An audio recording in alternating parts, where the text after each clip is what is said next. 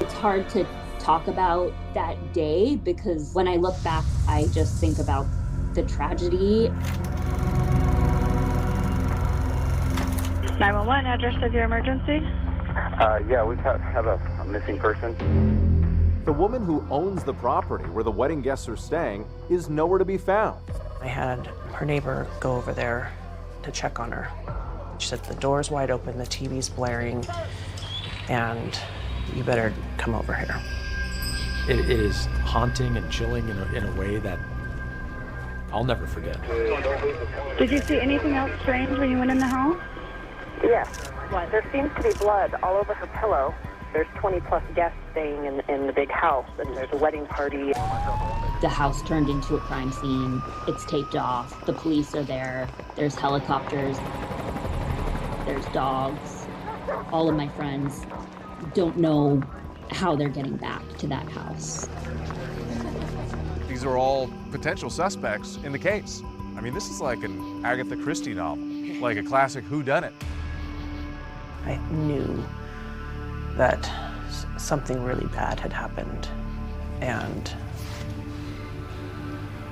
it wasn't going to be good.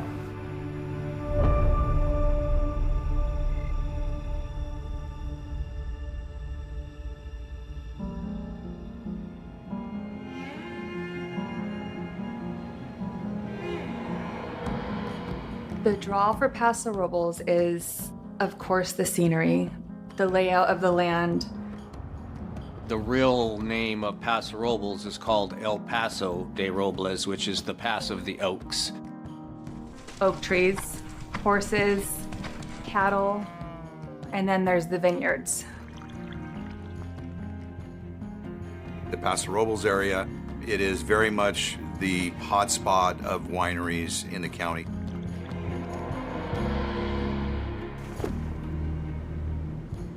Just, it's honestly like a fairy tale place to go.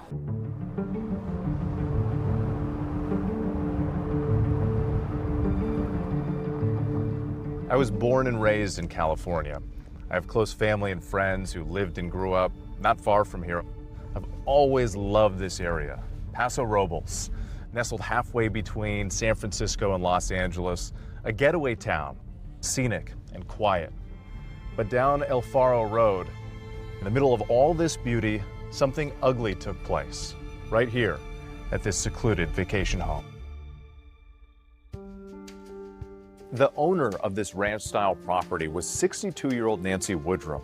She lived alone after her husband passed away a few years before, and she was really a fixture in the Paso Robles community and ran a popular salon downtown. We are at Nancy's Salon. This is the Strand. This is where I come every 3 weeks to have her do her magic. Nancy clicked with everybody.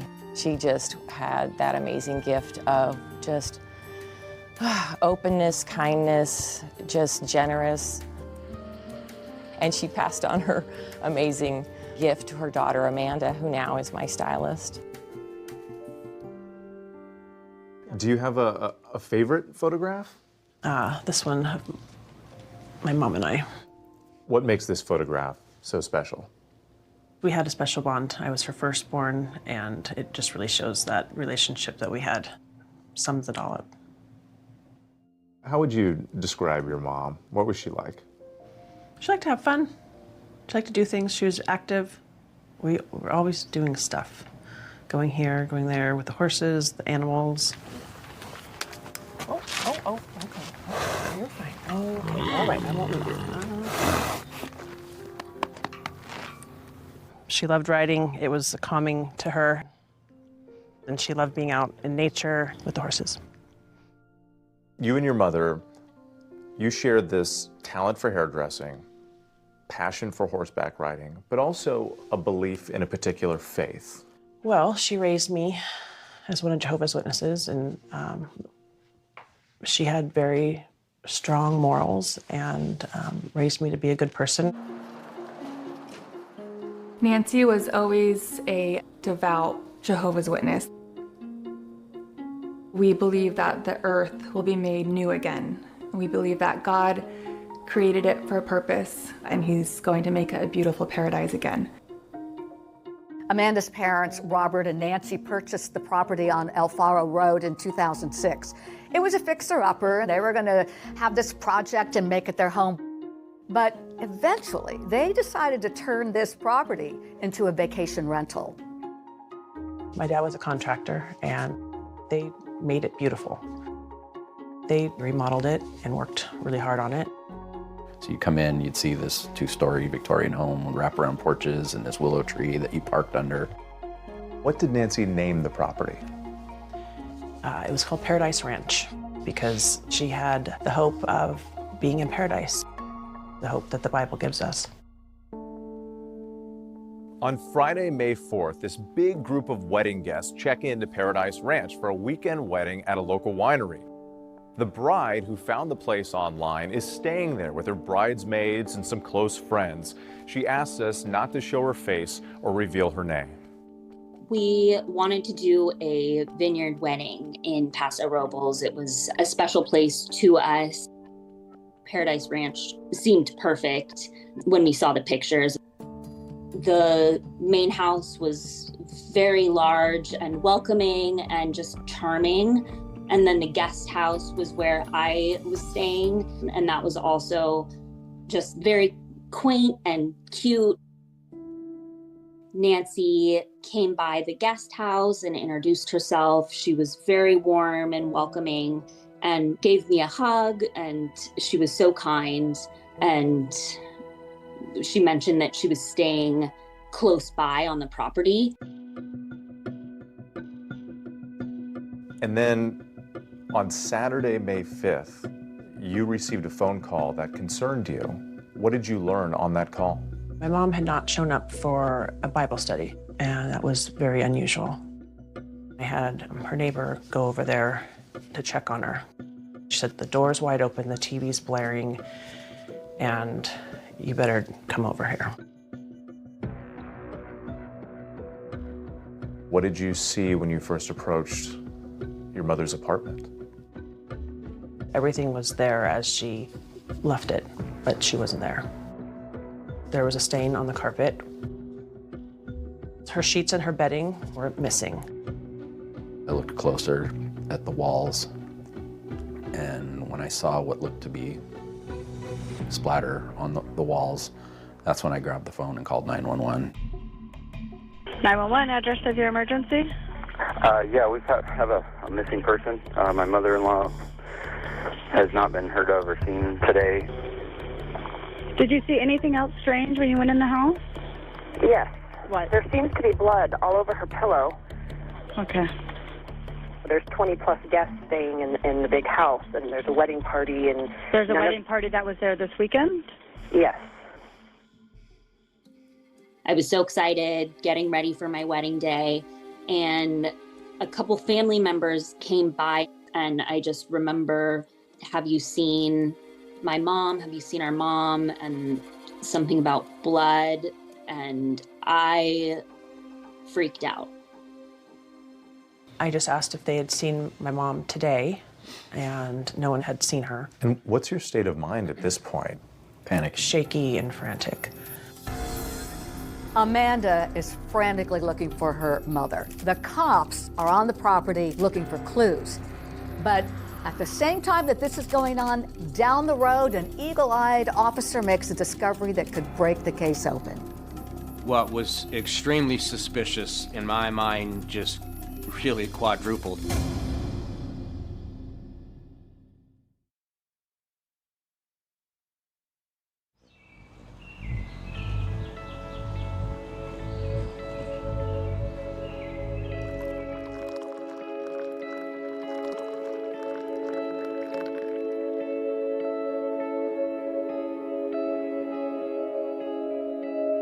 My name is Clinton Cole. I'm a reserve detective with the San Luis Obispo County Sheriff's Office.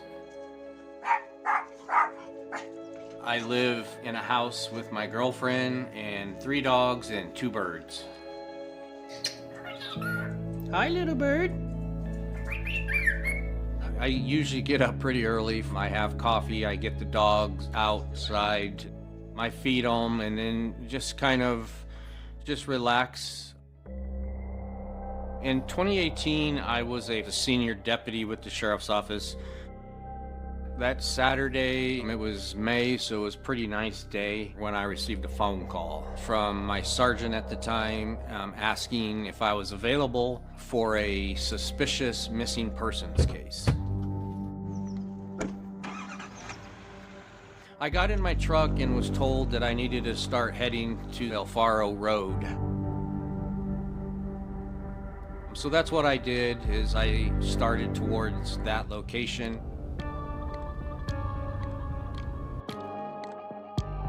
What did you first see as you pulled up to the property? I saw this very large white house. I met with the first responding deputy and the on-call detective sergeant. Senior Deputy Degnan came over. He said, "This is very suspicious. Something's very wrong here." I could sense by his demeanor, his voice, that this was not good. You're making your way around the property, and then finally you approach Nancy's cottage, right here. What's the first thing you see? I see this door is open as it is now. No signs of a forced entry. So this is inside Nancy's cottage here. What were the first red flags that you saw as you walked in? Well, when I first walked in, right here below me was 2 large blood spots. Blood stains right here. Right here on the floor. And then over here, there was a bench, and on that bench was Nancy's purse, car keys, her cell phone, her iPad. Her 2 vehicles were parked out there. There was a pillow sitting here, a beige pillow that had blood on it, and there was blood spatter on that cabinet, as well as on Nancy's headboard and against the back wall. What are all these signals telling you about what happened in this cottage? I felt immediately that she was taken against her will. You thought this was a crime scene? Absolutely, right away. While investigators are on the property, looking for any clues they can find, down the road that evening, a huge discovery is made that changes the entire case's direction. We received a phone call from an officer with the California Highway Patrol who had located some bedding and clothing about 6 or 7 miles from Nancy's house on La Ponza Road. So this area here is where items were located by the California Highway Patrol.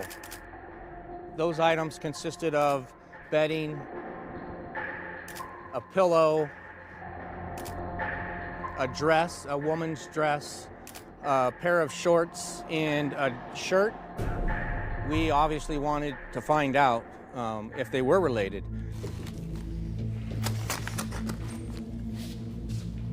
All of the evidence is brought back and secured in the crime lab annex. When I opened everything up, we looked at all of the evidence more thoroughly. What struck me with this bedding was that there were stains that appeared to be blood stains. The gingham type print was consistent with the remaining bedding that was at Alfaro. These items were located on La Ponza along with the bedding, and this was 2 of the clothing items. My thought was that Nancy was wrapped in part of the bedding and transported, whether it be that she was deceased or whether it be that she was severely injured. We showed these items to her daughter, who confirmed, in fact, these items did come from Nancy's bedroom.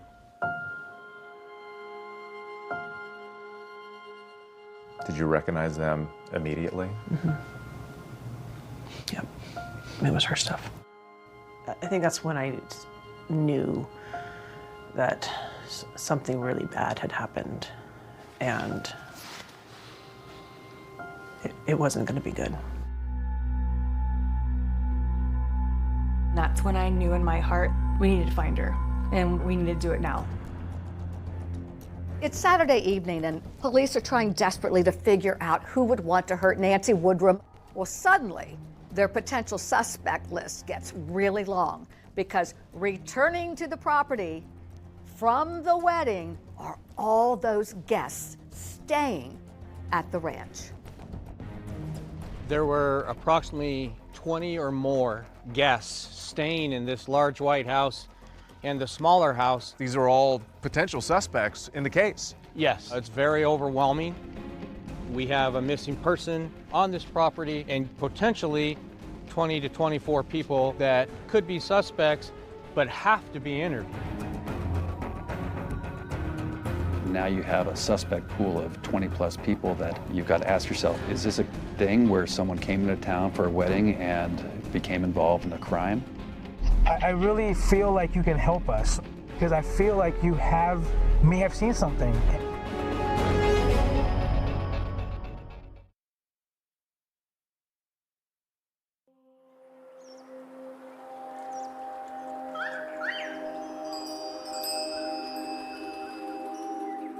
So you're searching all around the property, essentially every square inch, and then something catches your attention in the driveway?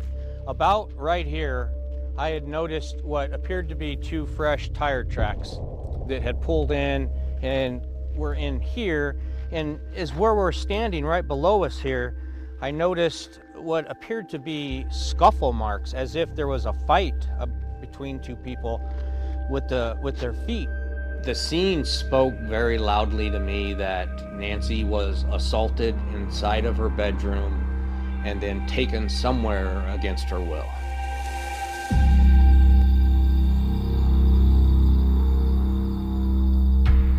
I saw a pillow on the bed. To be honest, I wasn't as focused on that as much as I was kind of the rest of the room. Janine did an excellent job of getting up on top of a ladder to look down. And that's when she was able to see what looked like a handprint. From up above, when I looked directly down, I really thought the pattern of it stood out as being a partial handprint. The one side that had a lot of blood most likely was against a person that was bleeding, and the other side that had just the handprint was that this could very well be the weapon that was used to suffocate or smother. So investigators swabbed this pillow right in the middle of the blood stain of the bloody hand for DNA and sent it off to a lab. I was at the property when people started coming back from the wedding. So yes, we have just this huge list of potential suspects, persons of interest, whatever you want to call them, that had ready access to Nancy. So Paradise Ranch is so remote that there just wouldn't be anybody else around to have access to Nancy to harm her. So it's logical that you would look right at the wedding party for potential suspects to see if maybe anybody have something to do with this. You need to talk to every single one of them. Absolutely. Well, we had a search warrant for the entire property. As the wedding guests start coming and they're being told, you're not allowed in here. Some of them had children. You know, my diapers, my food, my baby's food. The scene became a little chaotic. Is it even possible for us to be able to come back later and go to sleep there? What I'm gonna do right now is go find out what the answers to those questions are for you. What was the bride's reaction when you told her what was going on here? She was very emotional. She was upset. I was in complete shock and horrified and could not believe that this was happening to Nancy, who I had just met, and she was so kind and lovely. It's extremely frustrating to us that you can see how close this house is to Nancy's residence, so you would think someone would hear a car drive up, a scream or something, but no witnesses of over 24 people heard a thing. Anything unusual happen that you guys noticed in any way with anybody? No, not anything out of the ordinary. So the bride is just sleeping on the other side of the wall from Nancy's apartment. As hard as it is to believe, Nancy's door is here. It was open, and right next door, only one wall separating the two, was where the bride was sleeping. And she said she did not hear anything. I, went into the guest house, and then my girlfriends and I were doing like face masks and stuff. And then we went to bed at about like 11:15. Did my usual thing where I pop in my earplugs and go to bed.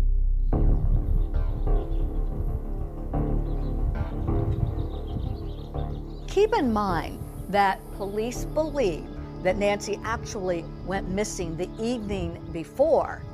And then they learned that that wedding party that had been staying on the property, they were at the rehearsal dinner until late that night.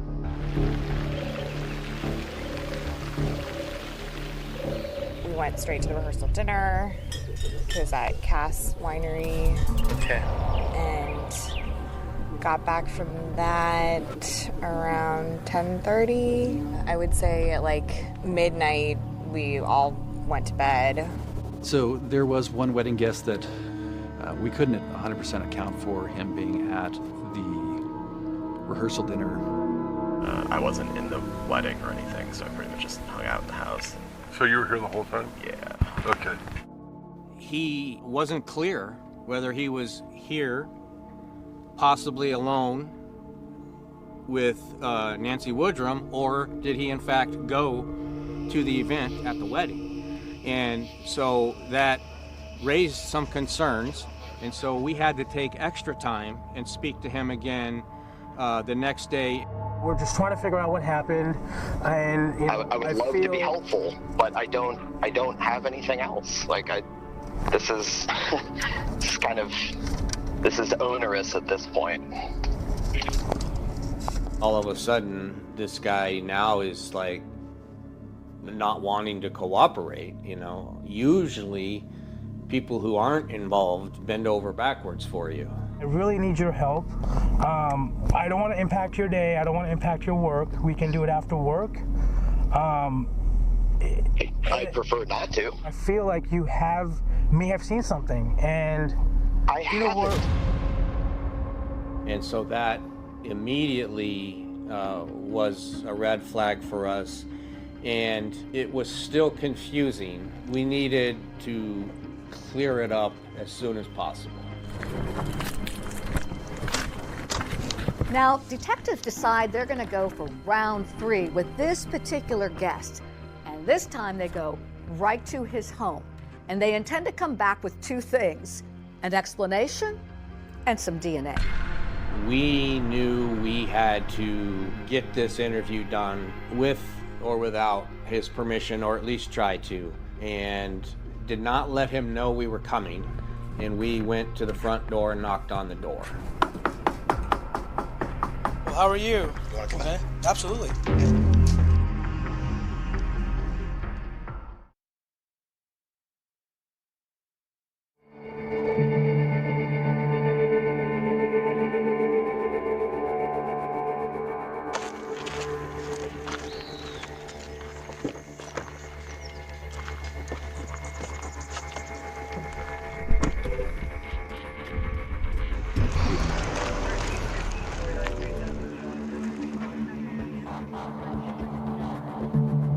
There was one wedding guest whose whereabouts the night Nancy Woodrum disappeared were questionable. So we went to his residence in Northern California to try and confirm his whereabouts that night. Hey, I just got your call. Awesome. Hey, just wanted to just ask you a few more questions if you don't mind. Sure. You want to come in? Absolutely. Yeah. I'm Dave. Good to meet you. I'm Clint. Good to meet you. Nice to meet you. Have a seat, absolutely. He was no longer resistive. He was very cooperative, actually appeared to feel bad for the way he had talked on the phone. We just had a couple more questions to clarify and then just a picture. So, did you go to the rehearsal and the rehearsal dinner, or did you stay? No, okay. I went to both. Or sorry, I went to the rehearsal dinner, not the rehearsal. I think there were a few pictures on my wife's phone that you can see of me like at the rehearsal dinner. I can show you pictures from the property. Please. Like, His wife remembered to show us photos at the rehearsal dinner on Friday. So the confusion that he stayed back was immediately erased. It was a very frustrating time for us. all right, thank you, sir. Sure. Thank you. The wedding guest, who wasn't legally obligated to participate in the investigation, also agreed to submit a DNA sample. While all of this is happening, police are ramping up their efforts now to find Nancy. This shocking disappearance makes huge news in the Paso Robles community. Deputies are expanding their search, asking nearby residents for security footage. 62-year-old Nancy Woodrum has been missing since Friday afternoon. We're leveraging all of our resources to do the best we can to figure out where Nancy may have gone and what took place. This search is playing out all through these foothills and along the riverbed. There's a riverbed right behind Nancy's property line. We had search and rescue search all of this area out towards the riverbed, the exterior parts of Nancy's property. We also utilize helicopter to come in and search at a high level for signs, bodies, anything like that. We had a very good group of friends that were very close to us, and they would go out and go search, go down La Ponza, go down 58. We'd look through everything, the culverts, everything. And what was going through my mind is Nancy's a tough girl. And I know that she's a fighter. And I'm like, she's alive. We will find her and she's gonna be okay. During the investigation, we developed another lead. So not only were the wedding guests on the property, but we learned that there was a fairly large number of other people that had access to Nancy Woodrum's property at the time she went missing.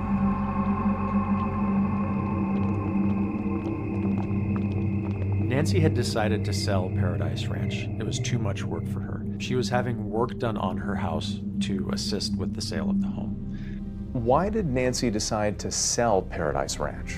Because she wanted to preach full-time. She really wanted to teach people about the Bible and share her hope with other people. There were contractors, painters, plumbers, all doing repair work to finalize the sale of Nancy's residence. You needed to talk to all of them. Absolutely. Every single person that was on this property within the last couple of weeks had to be located and interviewed. One of the pieces of evidence left behind was Nancy's iPad case.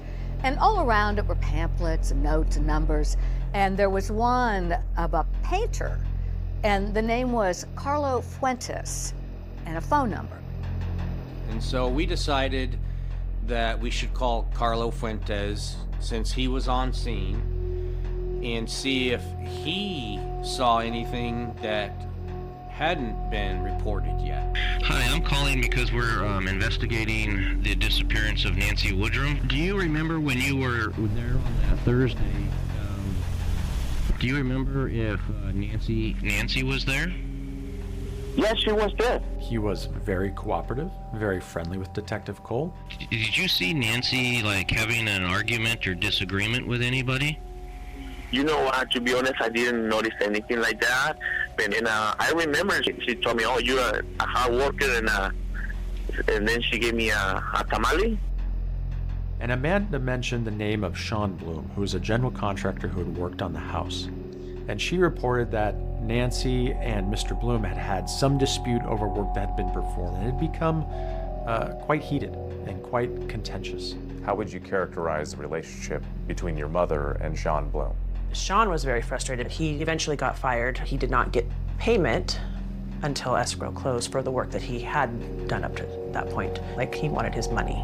Sean Bloom was definitely a person of interest in one of the first couple of people that we called in to be interviewed once we were done with the wedding party. Actually, I don't like working with Nancy. It's been very difficult. We had issues where Nancy was not happy with our work, fired me off the job. When was the last time you talked to Nancy? It was through a newsletter text. I have it here. All the text messages between him and Nancy made no denials about his dislike of Nancy. And what was the nature of those texts? Let's see here. So I said, if I don't get payment quickly, I'm going to begin with lawsuits against you and everybody involved. We're asking everyone we talk to, if you mind providing what we call a buccal swab and see if there's any DNA that might be associated. I hear what you're saying. I'm going to say, let me talk to my attorney. So we were like, all right, well, he won't give his DNA without talking to his attorney. 1, he's just being cautious, or 2, he's concerned. So, which is it?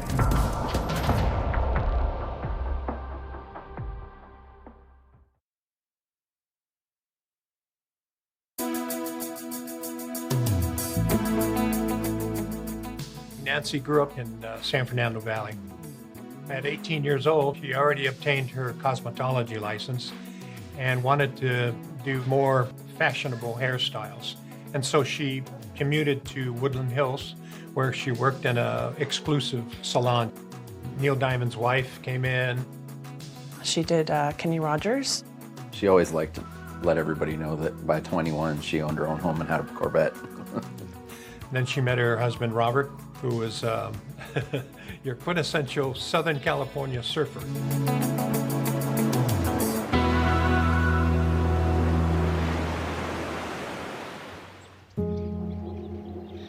We moved up here in 1991, and it was the 3 of us kids, my parents, and we moved from Woodland Hills to the Central Coast area.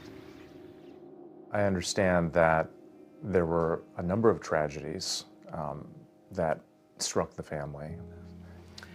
So in between me and my brother, Chad, there was another baby, Christopher Michael, and he was 10 days old when he died.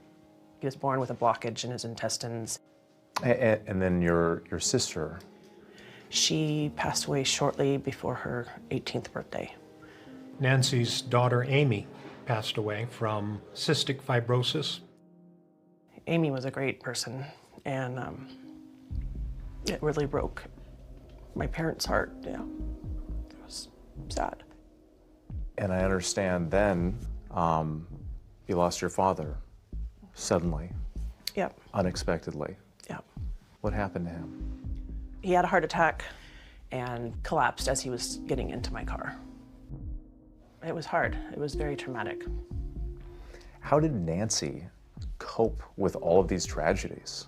She had really strong faith in God and a good hope that she was going to see her loved ones again, and that really got her through. After suffering through all these tragedies, now Nancy herself has vanished into thin air, and her loved ones are hoping against hope that somehow she'll turn up alive and well. The family's obviously anxious. The investigators are anxious. They're trying to figure out what happened. The community's interested. Is this going to happen to somebody else? We know that a timeline is essential to a detective. And about a week into their investigation, they make a critical discovery that's going to tell them exactly the time that Nancy went missing. At midnight 17, there was a 911 call that showed up on the bill for 0 seconds, meaning it didn't go through. It gets shut off somehow. Like in a split second? Like very quickly. What that did was provide what appeared to be a pretty good time and date stamp on when something bad may have happened to Nancy. Approximately 12 days within the investigation, we got a big lead. The lab informed us that they had developed unknown male DNA on the pillow that we submitted from Nancy's bed. They submitted to the state database, CODIS, but no matches were found, which meant that the person whose DNA this was had no record. To our surprise, several days later, Sean Bloom contacted us and submitted his DNA voluntarily, which cleared him as a suspect. The DNA results also cleared that wedding guest who police initially found suspicious. But as they started digging deeper into the case, they found something surprising that has investigators wondering whether this was a highly personal crime with a possible suspect much closer to home. In terms of looking at all potential suspects or persons of interest, there was information that was provided that she potentially had conflict with her son. I'm going to be honest with you, I haven't talked to my mother face to face in probably 5 years. I think my brother had a lot of anger growing up. He did not want to be part of the religion that we were in, which was his decision, and but he was angry about it. She tends to correct our teachings, about God, heaven, table, big league, different things, and that's when I kind of just squashed the relationship. How bitter or challenging did the relationship become between Chad and your mother, Nancy? At the point of her disappearance, it was not good. They hadn't spoken in quite a while, and my mom was not allowed to see his kids. But Nancy and Chad were texting each other the night before. Right before she disappeared. Yeah. And she was reaching out to my brother, trying to just get on common ground maybe with him that way. He was the last text to her that she had in her phone. He said he doesn't trust cops and that he's not coming to the station. We were welcome to come to his house and interview him. So we did, and he refused to give his DNA. He was adamant about it. Can I mention the DNA samples? It would just solely be specifically for this investigation. I've heard of cases of misappropriated samples, and it can ruin people's lives. And unless it's mandatory, I strongly stand by my decision. So we surveilled him. We watched him drink 5 or 6 beers. He put the empties in the cab of his truck, and then he drove home. Chad was stopped and arrested for driving with an open container. While the charge was dropped, those beer bottles were sent to the lab for DNA testing. Chad ultimately was cleared by DNA. The case kind of did stall because you got a lot of people we've looked into up to this point, and we're not getting a lot of traction. Was there a point when you felt like you were desperate for news? Right. Yeah. We just wanted to figure this out. I was more than willing to help. No one knew where Nancy was, and needed something to break. Detectives are about to throw a Hail Mary. They're going to use a relatively new crime-fighting tool, one this department has never used. If it's successful, they'll be able to find out who was in Nancy's cottage at the very moment she disappeared. I'm excited. We've got something to go on now.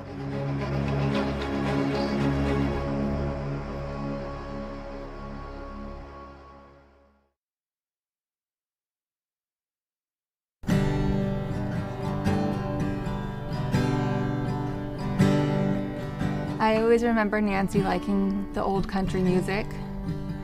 We'd always be playing music either at Nancy's house or my family's house, and it was a big part of our lives.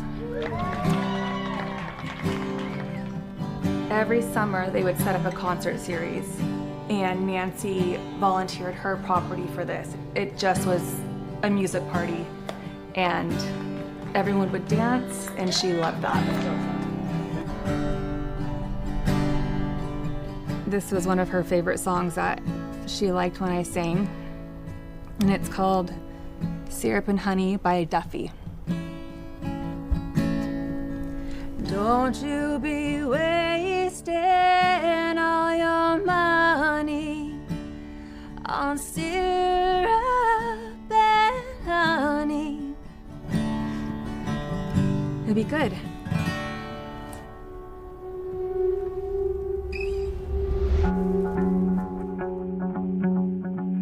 We just kind of came to the conclusion that we might never know what happened to her. It was really tough. And it was tough for me, but her daughter and Chad, and her grandkids like that. It was hard. We are definitely very frustrated. The public was unhappy. They felt like we weren't doing anything. They felt like we weren't working the case. We were working on it every single day. The case kind of did stall because it came to the point where we sort of ran out of investigative leads. Other avenues had to be explored. And one of the detectives had recently heard about this novel type of evidence called geofencing. So you've hit a wall in the investigation, you decide you're going to try something new called geofencing, and this is something that really hasn't been done in California before. At that time, yes, we were one of the first agencies in the state of California that did this, what is called a Google geofence. You can put a fence, a virtual fence, around an area, a house, a property, and Google will track which Google accounts, emails or cell phones, come within that fence in a given period of time. These are actually GPS coordinates that you send to Google. Yes. You're essentially able to isolate not necessarily who's on the property, but what devices may be on the property, and that's giving you an avenue to now investigate. It doesn't matter what kind of phone you have, iPhone, Android, Google is tracking you. That is correct. As long as location services are on your cellular device, Google is tracking that phone and you. In order to obtain Google geofence information, search warrants needed to be written and served upon Google for a very specific time period. Now remember, because of that interrupted 911 call at 12:17 a.m., well, that gives detectives a timeline to work with as to when she went missing. Then Google sends the results. And what do you see? What you're seeing here is what we got back. So this is your first fence. Some people feel that there are privacy concerns. Paradise Ranch is in a rural area, and there are not going to be a lot of unknown people who are going to be located in this geofence. So little by little, we're zooming in here. These are the phones associated with the wedding guests. That is correct. The larger circle here within this circle is all wedding guests, and it looks like there's 4. Yeah, 20 plus wedding guests. Correct. The reason their phones aren't showing is their phones are probably kind of in silent mode, sleeping, no apps are being used, so that's why you only see 4. And just to be clear, this number, this is not a phone number, correct? Correct. Google assigns each cell phone its own device number. The device number is right here, and that is specific to whoever owns that phone. It's like a fingerprint. By now, all the wedding guests have been cleared, so those numbers are not really the major focus of detectives. What is the major focus is what they see when they examine Nancy's cottage. As we get here, that is actually Nancy's studio, and we see a cell phone, what we call pinging, basically right in the wall of Nancy's studio. It pings here at 1:33 in the morning and at 01:52 hours. And that's the time when you believe Nancy disappeared. That is 100% when we believe Nancy disappeared. I can tell you from my perspective, I'm excited. We've got something. We've got something to go on now. Could it have been Nancy's phone? We don't know. But what we do know is it's at strange, odd hours. and it's inside her studio. So this is a potentially huge moment in the investigation. Either that phone belongs to Nancy and it's another dead end, or it belongs to someone else, you get a name, and that person becomes your most likely killer? 100%. Either that device leads us to a suspect, or we are back to absolutely nothing. Square one. Yes.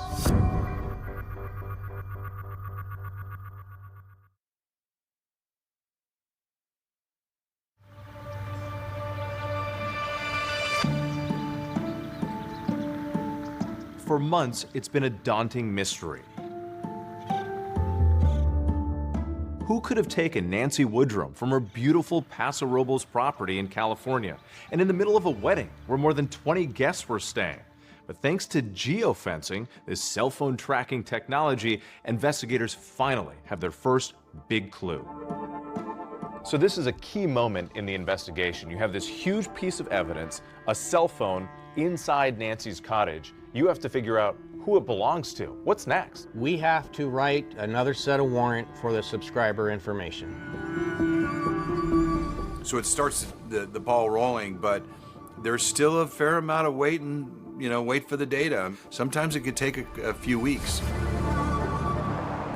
It's in November. I'm in the courthouse and my phone rings. It's my partner, and they said, "You're not gonna believe this." We got a name of who owned that device, and it is Carlo Fuentes. A name you recognize, the painter. Yes, Carlo Fuentes was painting at Nancy's residence numerous times prior to her going missing. Wait a minute, the painter? Well, this is a shock to investigators because remember, they had already interviewed Carlo Fuentes Flores earlier.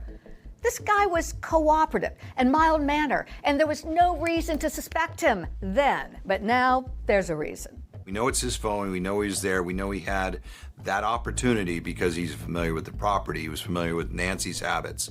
All those things added up. There's not a reasonable explanation why anybody would be out doing painting at that time of night. It's looking like he's at least somebody that needs to be talked to again. So once we get Carlo identified, we need to know as much as we can about him. What did you find? We spoke to people that he painted for and friends. Seemed like just a normal guy who had come here from Mexico. He was one of those guys that you'd want on your team. Worked on and off for me for 20 years. He just had a good way of communicating, which is, kind of rare in the trades. Seemed very neat, tidy painter and professional. He was great with clients, very polite and courteous. Just loved being a dad. He was, loved his daughter, just raved about his daughter. He was a father, a husband, and by all accounts was someone who was just leading a normal life. The geofence hit was not enough to arrest him at the time, in large part because it's simply a phone. It doesn't prove that Carlo Fuentes Flores was in possession of his phone at that time. The phone could have been in the possession of somebody else. You looked into his criminal record, anything there? There was absolutely nothing in his criminal record, either in Mexico or the United States. We found no indication that he had a criminal history anywhere. It was really kind of a surprise that way. He wasn't in a romantic relationship with her. There was not a dispute over funds.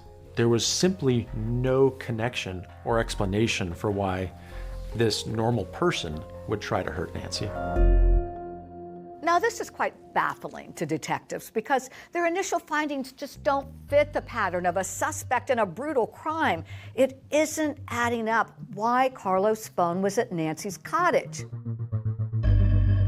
That is, until they do a deep dive into his Google search history and find something surprising. You found something unexpected? Yes, he was doing Google searches for cougar and sexy lingerie videos. That's odd. That is odd, yes. As you can see, cougar lingerie porn videos, sexy cougars. This has a theme to it that is tied to our case. Nancy Woodrum was older than Carlo Fuentes by about 15 to 20 years, and this is cougar porn. He clearly has a thing for older women. Based on his Google search history, absolutely. As we went further into his Google search history, we found where he was searching for escorts in different cities that he was in. And did he connect with any of these women? We believe he did, based on some things we found on his cell phone. We found numerous videos of him having sex. Videos that he shot himself with various women? Yes. I would say there was at least 10 to 15 videos. So this father, this husband, had secrets? A lot of deep secrets that most people don't have. There was the daytime, very nice, courteous painter, excellent painter, great at his job, and then there was the night, kind of weird fetish, drinking too much, Fuentes Flores. I noticed after a period of time that he was drinking more and kind of like hooking up with different women. There was times where he asked actually to borrow money from me to go to Vegas and girls of the night kind of thing. He had told me about a call girl he had picked up in Las Vegas, and then there was an older gal that he was seeing. So I just told him, hey man, you're gonna mess it up. You know, you've got a wife, you got a daughter. And so I tried to warn him, you know, multiple times. We needed more evidence to make this an airtight case. So we wanted to get Carlo's DNA without letting him know that we were on to him. The detectives began surveillance on Carlo Fuentes Flores shortly thereafter in order to get an actual DNA sample from him. We used our special operations unit because what they do all day long is surveillances of people and drug dealers and gang members. Well, we know Carlo is not a drug dealer and not a gang member, but he's now on those officer sites. He has no clue what's going to happen to him next.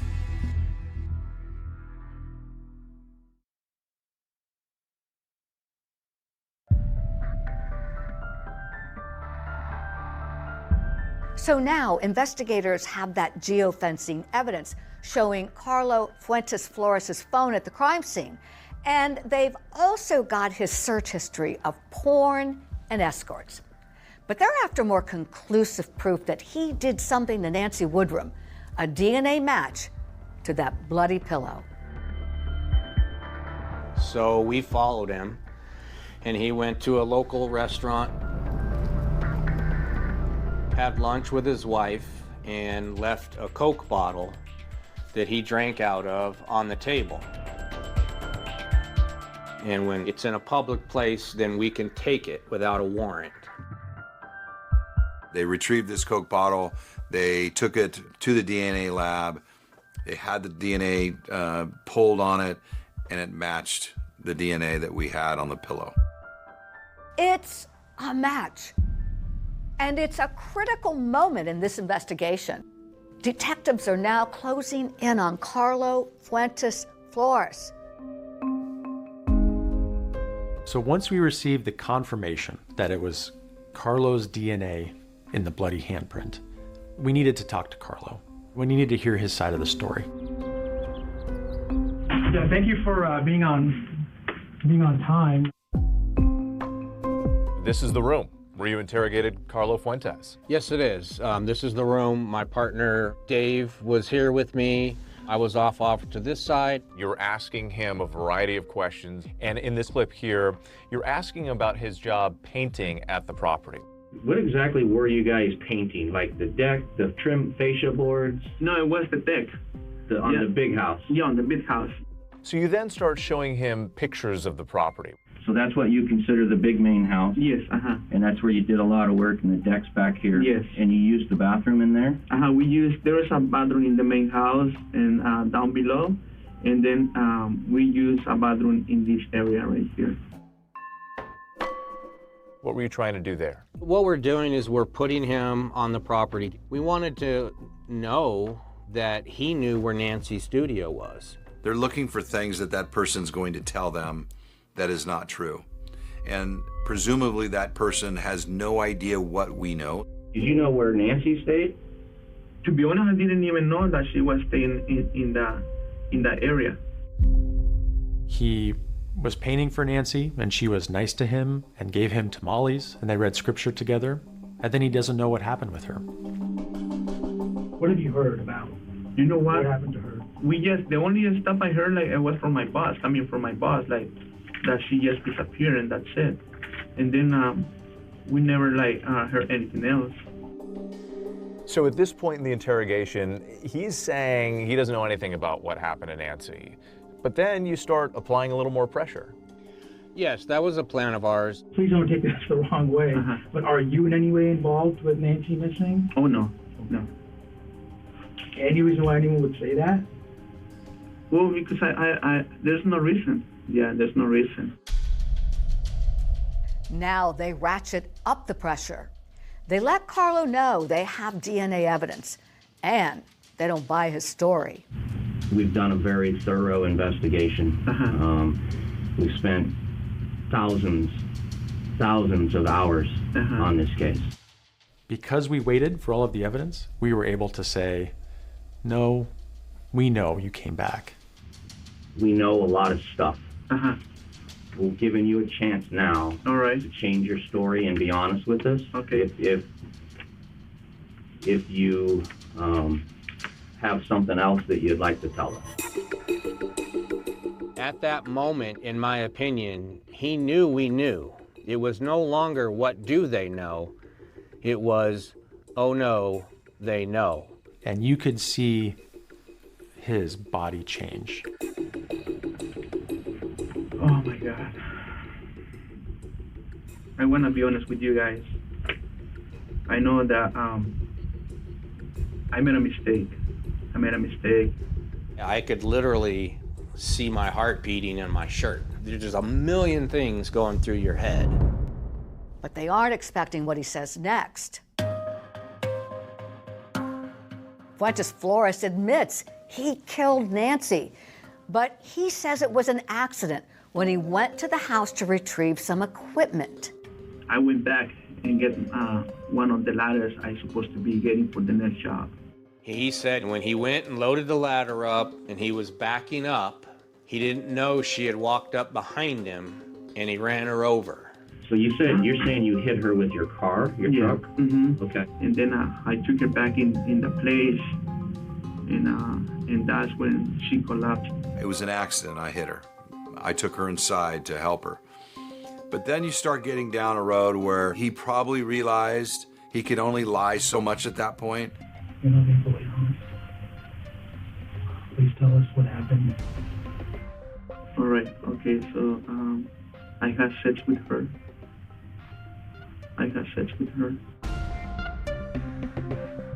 This was the first time in the interview when my jaw really hit the floor.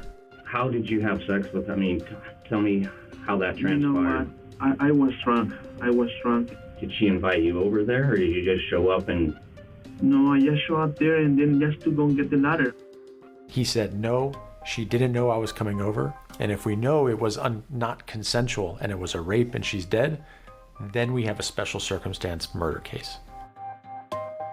But what they don't know is, where is Nancy? Can we try and see if we can find where you took her? You actually bring in an iPad and you're hoping he can point out on a map where you can find Nancy?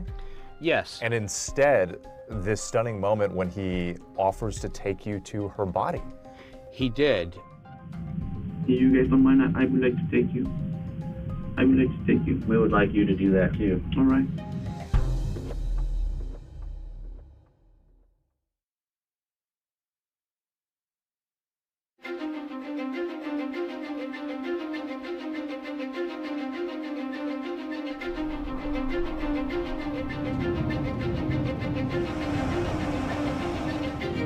When Carlo Fuentes Flores told us that he would take us to Nancy Woodrum's body, we placed him in a car and he directed us due east from the Templeton substation.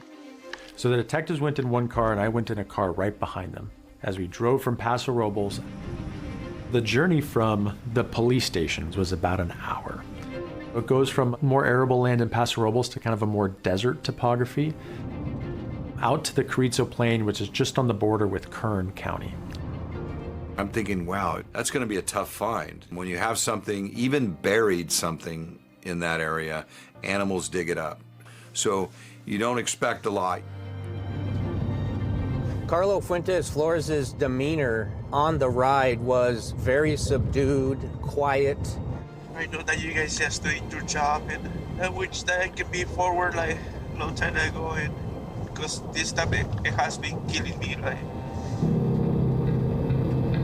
You know, the longer we were driving with Carlo, the more frustrating it was becoming.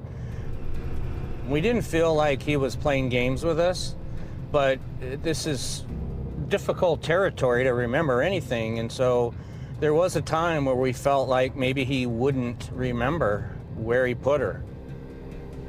How far off of the road was she? Oh, it was not far, probably like 100 feet. We can check like this area right here. You think it might be in here? Sure, we can check on this area. I think everyone behind us who was following us were like, okay, what's the deal? Can he find her? The anxiety is tremendous. It was something like this, and I even remember like there was a car coming, and I had to bend down. And then there's gonna be a pile of rocks around her. Can we try a different spot? Yeah, if you don't, right. I mean, if you don't think it's this one then, right? I hadn't brought a jacket, and I remember being so cold, and I remember thinking, how is anybody gonna ever find anything in that grass? I remember looking at them just walking in circles, thinking, is Nancy gonna be here? He had stopped at 4 or 5 different locations. Here, pull over right here. And we were unable to locate the spot that Carlo said he placed Nancy. I started feeling like he may not be able to remember. Seems like a long ways to bring her. Yeah. Do you think we came this far? And then we went to the next location, and it looked the same as the first location, which when doubt creeped into my mind again, thinking, how is anybody going to tell this location from the last location? Was this far in from the road? No, right? It was this far in? Bunch of rocks down there.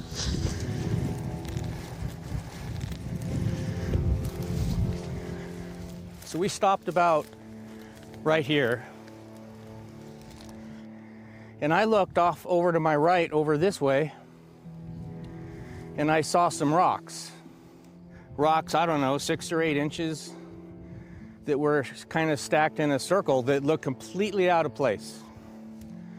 So I turned to Carlo, who was to my left. I said, are those the rocks you're describing? He looked over and said words to the effect, oh my God, yes. He fell to his knees, started crying.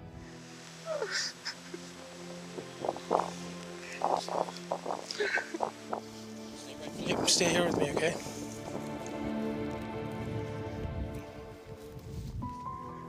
I saw what I believed to be a partial leg bone, about 18 inches or so in length, and some other smaller bones, what looked like some vertebrae bones. I could see a human skull, which was right up into this area.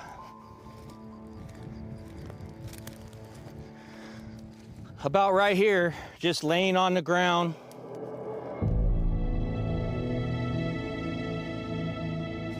Quite a few remains fairly close together, but missing a lot. And because of the animal activity in the area, her remains could be scattered for a mile. And it made me feel sad for her family, and knowing that anytime a loved one is missing, just the emotional trauma, but also knowing that she was left in such a remote area by herself in the middle of the night. It always has bothered me that he didn't even have the courtesy to bury her. I look back over at him and my partner over there. I was angry. This is treacherous wilderness to just leave a body out in the open. Once he found Nancy's body, his demeanor changed. Can you do me a big favor? It depends on what it is, Carlo. I wish that you can talk to my little one and tell her that I feel so sorry about this huge mistake I made. Okay.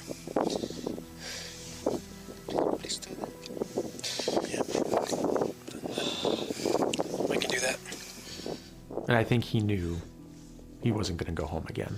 He was emotional. He appeared to be contrite and sad. I didn't give her a hug this morning.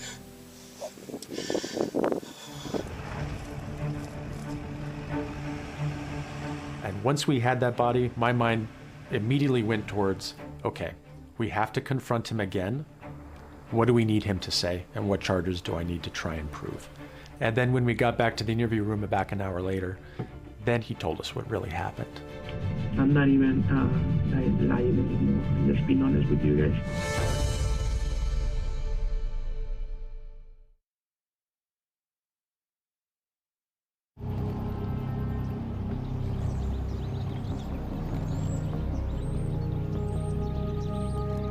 I could see a human skull. After we located Nancy Woodrum's remains,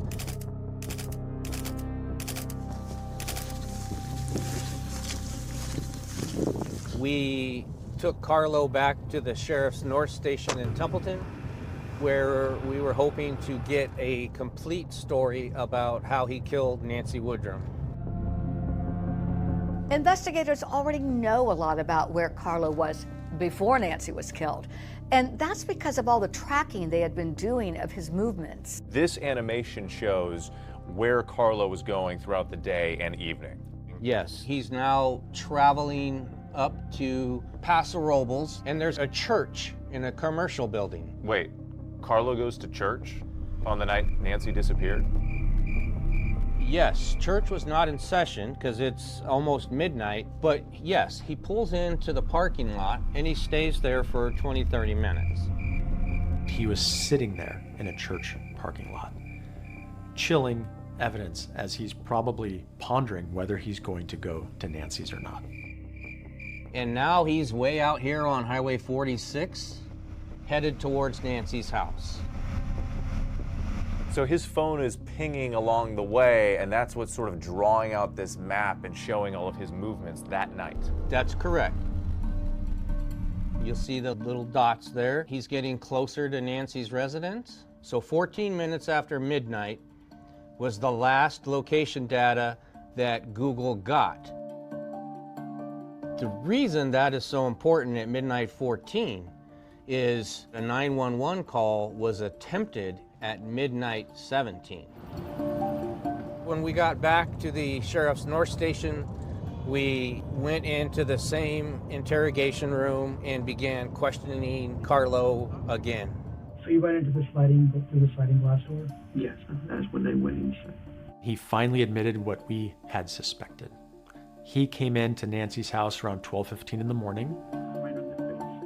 Where was she? Where was she? Was she in bed? Oh yeah, she was on bed. Was she awake? Yeah. She saw you come in? No. And then he starts telling a different version about what happened. The real story? Yes. She just asked me like, who are you? And what happened? They started having sex with her. He admitted that he went there with the intention of wanting or going to have sex with her. And Carlo tells you that he believed Nancy had been flirting with him. She offered him some tamales, and he took it as flirting, which seemed very, very odd. It was just something like she was being nice with me, and probably that I took it wrong way. He hit her to wake her up, which confirmed the blood spatter on the dresser and the walls, and he raped her. So you intended to kill her so that you didn't get caught for the rape, right? Yes. He goes on to admit that he suffocated Nancy with a pillow? Yes, he did. After you finished having sex with her, how long did it take you to put the pillow over her face? 45 minutes. She didn't suffer. It was so quick. He admitted to raping her, to smothering her to death, but for some reason, he wouldn't admit that he hung up the 911 call. And you're sure that when you came in, she didn't try and dial 911 and you took the phone away from her? You know what? I don't remember. I don't think she did. Yeah, I don't think she tried. Are you really sure? I mean, I was drunk, and to be honest, I don't remember. I don't remember that part. How long were you in her house for? I was at 40 minutes. Yeah. And what did you do during those 40 minutes after you had sex with her? I went to put it back on the truck, on the tailgate, and I just drove away. The bedding that was found on the side of La Panza Road, Carlo confirmed with us that he had wrapped Nancy Woodrum's body up in some of that bedding, that was what blew out of his pickup as he was driving out to the Carrizo Plains. Is this the entire truth? Yes, I'm not even lying anymore. I'm just being honest with you guys. Now I had to pay the consequences. It appeared that he was sad that this had happened and that his confession was cathartic in a way and was bringing him some degree of peace. Would you be willing to write like an apology letter to Nancy's children and grandkids? And at the end of the interview, he actually wrote an apology letter to Nancy's family and an apology to his own family within that same letter. And once he wrote the apology letter, the detectives placed him under arrest. You were under arrest for murder. What was that like? It was a huge relief. This clip brings back, a lot of memories of, at that moment, justice is going to be served for Nancy Woodrum. I could still see the emotion in your eyes. This was just a really sad case. This case was just a little more personal for me. Detective Cole presents to you a photograph and a name. Carlo Fuentes Flores. Okay. I was like, You were who? like, who? Who? Who's this? We had no idea who it was. How could it possibly be the painter? Right. It kind of just opened up more questions. Like Aaron said, why? Just, why? They found her body. What is going through your mind? I think there was relief. I just wanted to find her. We needed to have some closure. There's a lot of people who never get answers. And I was just thankful that we had answers. I mean, it's the worst case scenario, but knowing that we found her and she's not suffering anymore, that was a comfort. But it's still something it's a hard pill to swallow. It was one of those quiet moments where you start to cry and just, she just got so cheated. Finally got a chance to relax and do what she wants and retire, and then this happens to her. I just thought, how very, very unfair. Now, all that remains is a trial. Prosecutors decide not to go for the death penalty, but they're confident they've got a winning case. Now, the defense has something in store, and if the judge buys it, everything could totally unravel.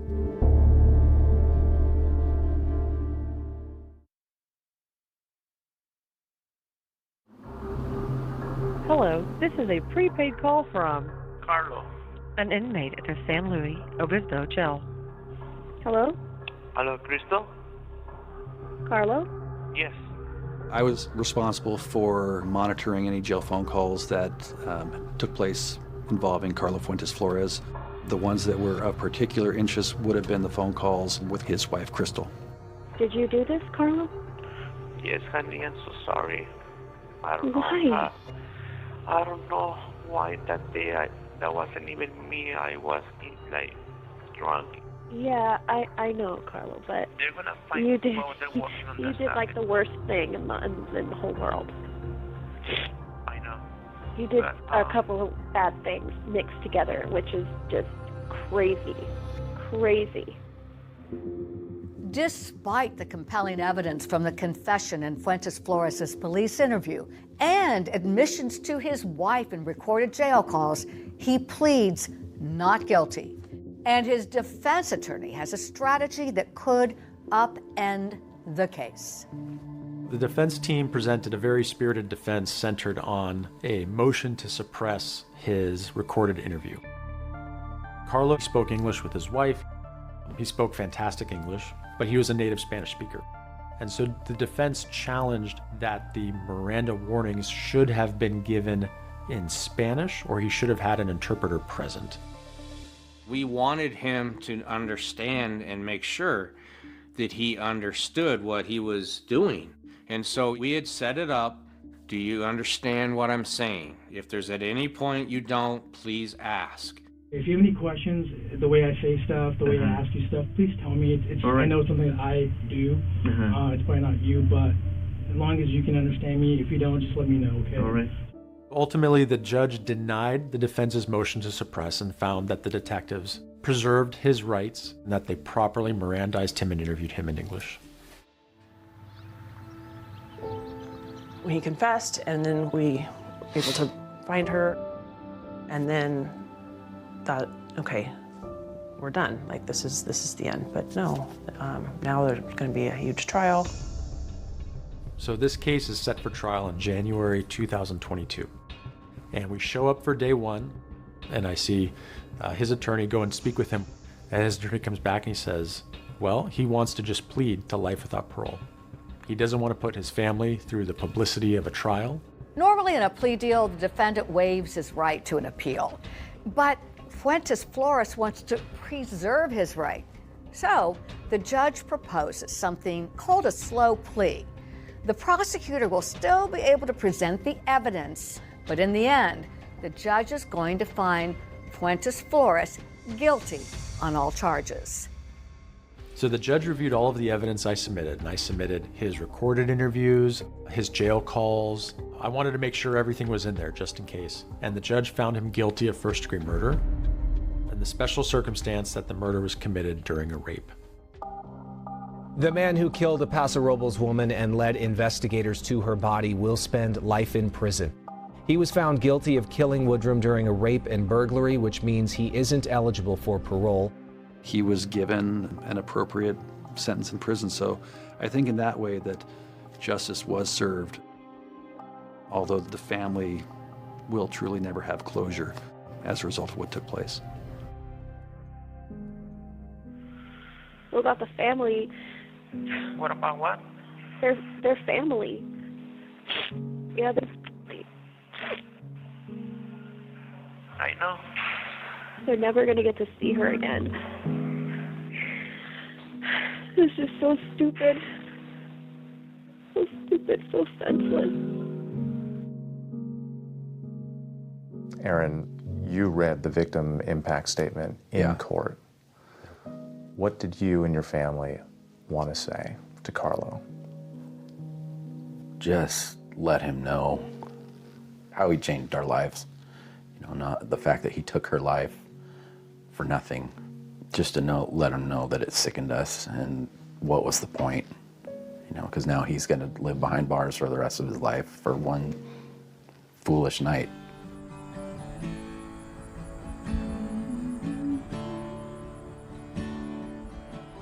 People, I feel, remember Nancy as a strong woman with the biggest heart. She survived a lot of heartaches, and it made her stronger, but it made her heart beautiful. The memorial was probably the most beautiful thing. It was out at a vineyard on the way out to Nancy's property. It's a beautiful place. There was hundreds of people there, and it was just a testament to the person that she was. These photographs were all displayed at your mother's memorial, right? Yes. They really show who she was. She loved outdoors, she loved the horses, she loved being in the barn, going camping with the grandkids. She was an amazing person. She loved God. She wanted that to be first in her life, and she wanted people to know that. And her hope that she had to see her kids again. This is the horse that my mom used to ride. Her name is Montana. She loved Montana. My daughter and I now go out on the horses together. And I usually ride Montana, and my daughter rides Fire, so we've passed that down. What I once did with my mom, now I do with my daughter, and that's a good feeling. She was a huge part of our life. She was my best friend. We did everything together. Every time I ride, I think of my mom.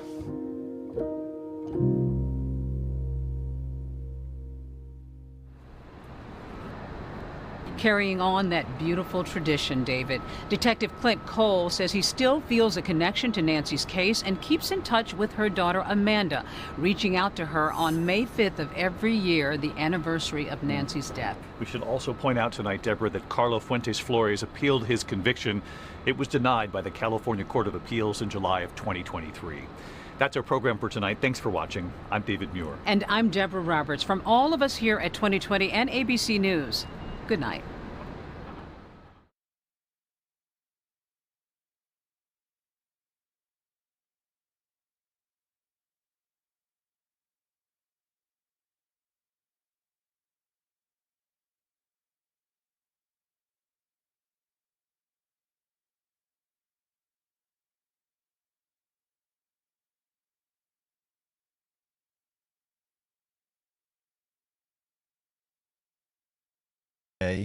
Revealing a cold, calculating individual who had sacrificed her husband's life to escape her own. Self-inflicted financial ruin. While the high-profile trial in Utah demonstrated the unraveling of a highly organized, narcissistic scheme, another investigation in California revealed how a different kind of mask, one of quiet, laboring respectability, could hide a deeply disturbing, opportunistic violence. Paso Robles is a picturesque region in San Luis Obispo County, California. Famous for rolling hills, majestic oak trees, and world-class vineyards. It is a place of escape where tourists seek quiet and natural beauty. In the midst of this idyllic landscape, down the secluded El Faro Road lay Paradise Ranch, a beautiful two-story Victorian-style property owned by 62-year-old Nancy Woodrum. Nancy was a beloved fixture in her community. She ran a popular downtown salon called The Strand, where she worked alongside her daughter, Amanda. Nancy was described by friends and clients as a woman of immense warmth, kindness, and generosity. She was also a deeply devout Jehovah's Witness, possessing a strong faith that guided her daily life. After her husband passed away, Nancy lived alone on the ranch, though she had recently decided to sell the property so she could devote herself full-time to her ministry, sharing her faith with others. On Friday, May 4, 2018, a large group of more than 20. Wedding guests checked into the main house and guest cottage at Paradise Ranch, preparing for a weekend celebration at a local winery, De Briedehot met Naushi, who welcomed her with a warm embrace, explaining that she would be staying in a smaller, adjacent studio apartment on the property.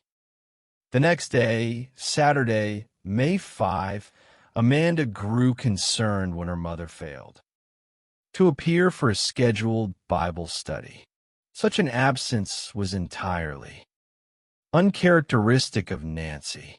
Amanda asked a neighbor to check on her mother's cottage.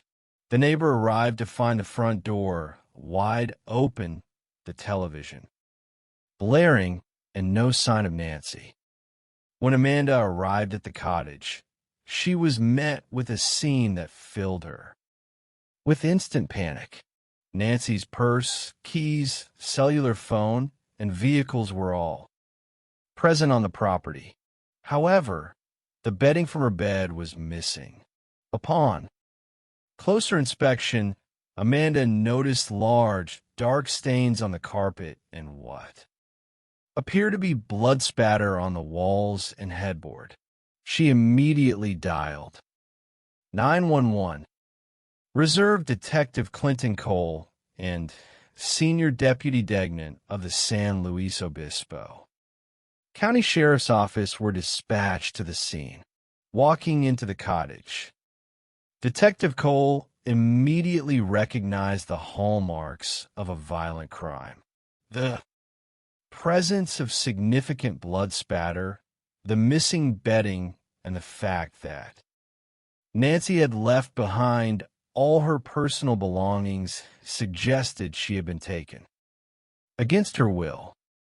The situation was exceptionally complex. The presence of more than 20 wedding guests on the property created an immediate, overwhelming pool of potential suspects. Investigators had to secure the area, transforming a celebratory wedding venue into a taped-off crime scene, complete with search dogs and helicopters. That evening, a critical discovery was made several miles away on La Ponza Road. An officer with the California Highway Patrol located a bundle of bedding, a pillow, and several items of clothing discarded on the side of the road. When investigators examined the items, they found significant blood staining. Amanda confirmed that the clothing and the patterned gingham sheets belonged to her mother. It was now clear that Nancy had been severely injured and transported away from her home. Detectives began the arduous task of interviewing every individual on the property. Suspicion initially fell on one wedding guest who had not attended the rehearsal dinner the night before and who initially appeared uncooperative with law enforcement. Investigators traveled to his residence in Northern California to conduct a detailed interview and obtain a genetic sample. However, his wife was able to provide photographs showing he had indeed attended the dinner, and his genetic profile did not match the evidence, clearing him of any involvement. The search for Nancy expanded into the rugged foothills and dry riverbeds surrounding the property. Search and rescue teams, tracking dogs, and helicopters combed the area, but found no trace of her. Meanwhile, detectives turned their attention to the various contractors who had been working on the ranch to prepare it for sale. One contractor, Sean Bloom, had been involved in a highly contentious financial dispute with Nancy after being fired from a renovation project. He had sent Angry text messages threatening legal action. He was brought in for questioning, but he cooperated fully and voluntarily provided a genetic sample, which did not match the evidence found at the crime scene. Investigators also explored Nancy's family dynamics. She had suffered immense personal tragedy in her life, having lost an infant son to a medical blockage, an 18-year-old daughter to cystic fibrosis, and her husband to a sudden heart attack.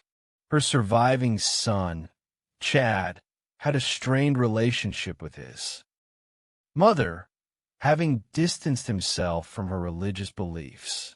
The two had exchanged text messages the night before she disappeared.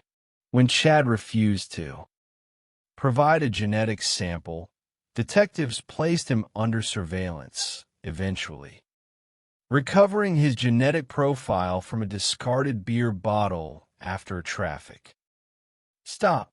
He too was cleared. The investigation began to stall. All immediate leads had been exhausted, and the public was growing anxious. It was then that detectives decided to utilize a revolutionary, relatively untested investigative tool, geofencing. By analyzing telephone records, investigators had discovered a vital clue.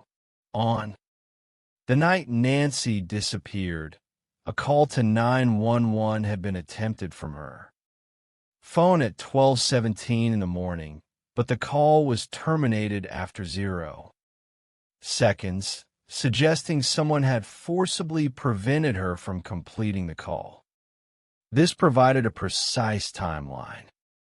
Detective Cole and his team drafted a search warrant for Google, requesting location data for any devices that had been present within a specific virtual boundary around Nancy's cottage between midnight and 2 o'clock in the morning. On the night of her disappearance, because Paradise Ranch was in a highly remote, rural area, any device pinging within that boundary would be highly significant. Months later, Google returned the data. Zooming in on the map, investigators saw a device that had pinged directly inside Nancy's studio apartment at 1:30. 3 and 1:52 in the morning. Investigators quickly served a subscriber warrant to identify the owner of the device. The name that came back was a shock: Carlo Fuentes Flores. Carlo was a local painter who had worked on Nancy's property on numerous occasions. Investigators recalled interviewing him briefly at the start of the investigation, during which he had been polite, cooperative, and mild-mannered. He was a family man, a devoted father with no criminal record in either the United States or Mexico. His employer described him as a tidy professional worker who was excellent with clients. Yet, as digital investigators dug deeper into his Google search history, a darker, hidden aspect of his personality emerged. They discovered that Carlo frequently searched for specific adult content involving older women, as well as escorts in various cities. They also found numerous self-recorded videos of sexual encounters on his device. Nancy, who was 62, was significantly older than Carlo, fitting the profile of his secret obsessions. To secure an arrest, investigators needed a physical match. They placed Carlo under surveillance, following him to a local restaurant where he had lunch with his wife. When he left, detectives retrieved a discarded plastic beverage bottle he had used. The genetic material recovered from the bottle matched the bloody handprint found on the pillow at the crime scene. Armed with this scientific certainty, Detective Cole and his partner, Dave, brought Carlo in for interrogation. Initially, Carlo maintained his polite, cooperative facade, claiming he knew nothing of Nancy's disappearance. However, when detectives revealed they possessed his genetic profile from the crime scene, his demeanor changed dramatically. Carlo began to cry, confessing that he had made a mistake. He fabricated a story, claiming he had returned to the property late at night to retrieve a ladder and had accidentally run Nancy over with his truck. He claimed he brought her inside to help her, and she had collapsed. Detectives pressed further, challenging the physical impossibility of his story. Carlo eventually admitted to a far more sinister reality. He had entered Nancy's cottage while she was sleeping with the intent of sexually assaulting her. When she woke up and resisted, attempting to call 911, he assaulted her, raped her, and ultimately suffocated her with a pillow to prevent her from identifying him. In a quiet, emotional moment, Carlo offered to lead detectives to her body. He was placed in a patrol vehicle and directed investigators on a long, solemn drive east toward the remote, arid landscape of the Carrizo Plain. In the cold, fading light, among a desolate pile of rocks, Detective Cole discovered Nancy's scattered remains.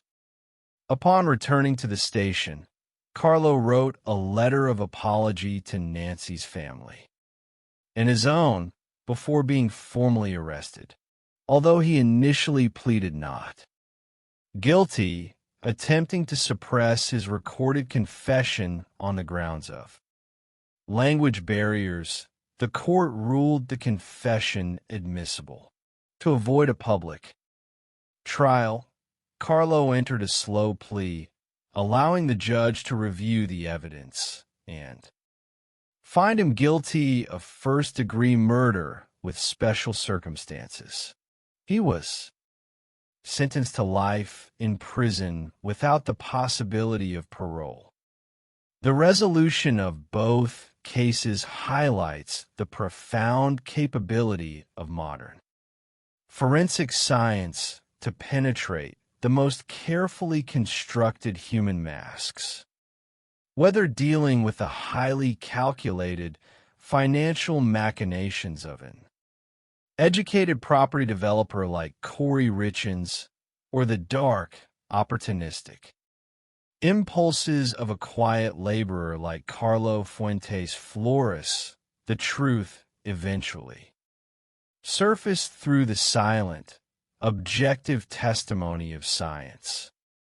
Corey Richens believed she could write her own ending, utilizing a children's book in a public campaign of grief to shield herself from the consequences of a cold, calculated murder. Yet her digital searches, financial forgery, and a molecular reality of the fentanyl she procured stood as irrefutable evidence of her guilt. She remains in custody, having lost her wealth, her freedom, and the children she claimed to cherish. Carlo Fuentes Flores maintained a respect of his community and employers, presenting himself as a gentle, hard-working father.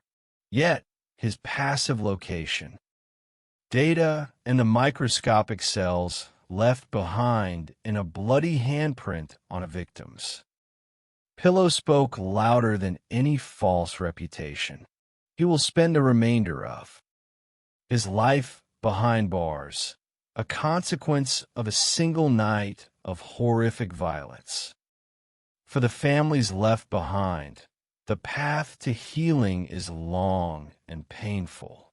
Eric Richens is remembered not for the tragedy of his death, but as a loving, robust father who worked tirelessly to provide for his 3 sons, who are now safe in the care of his family.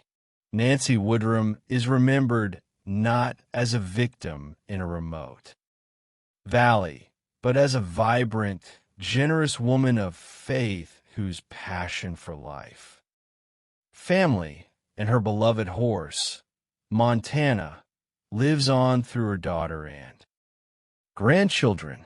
In the end, these cases stand as a testament to the quiet, persistent pursuit of justice by law enforcement officers who work tirelessly to ensure that the voices of the lost are heard and that the truth ultimately triumphs over deception. The human mind possesses a remarkable capacity for compartmentalization, allowing some individuals to wear a mask of absolute normalcy while harboring dark impulses. To those looking from the outside, communities like Paso Robles, California, and Summit County, Utah, represent the pinnacle of peace and natural beauty.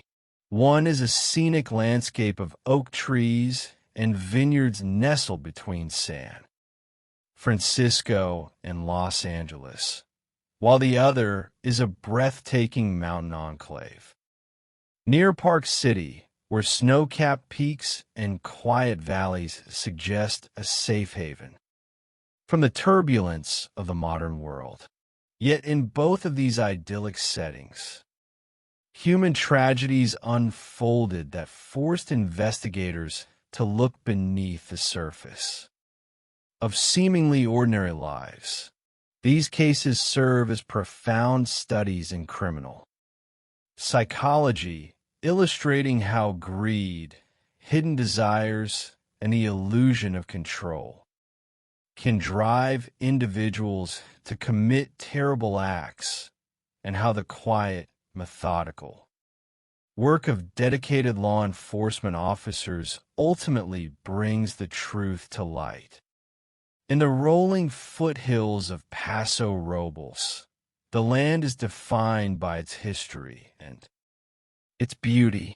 Known historically as El Paso de Robles, or the Pass of the Oaks, the region is a tapestry of vineyards, ranch lands, and quiet country roads. Down El Faro Road sat a secluded ranch-style property known as Paradise Ranch. It was a place designed to evoke peace, named by its owner, 62-year-old Nancy Woodrum, as a reflection of her deeply held religious beliefs. Nancy was a devout Jehovah's Witness who found solace in the quiet landscapes and her beloved horses.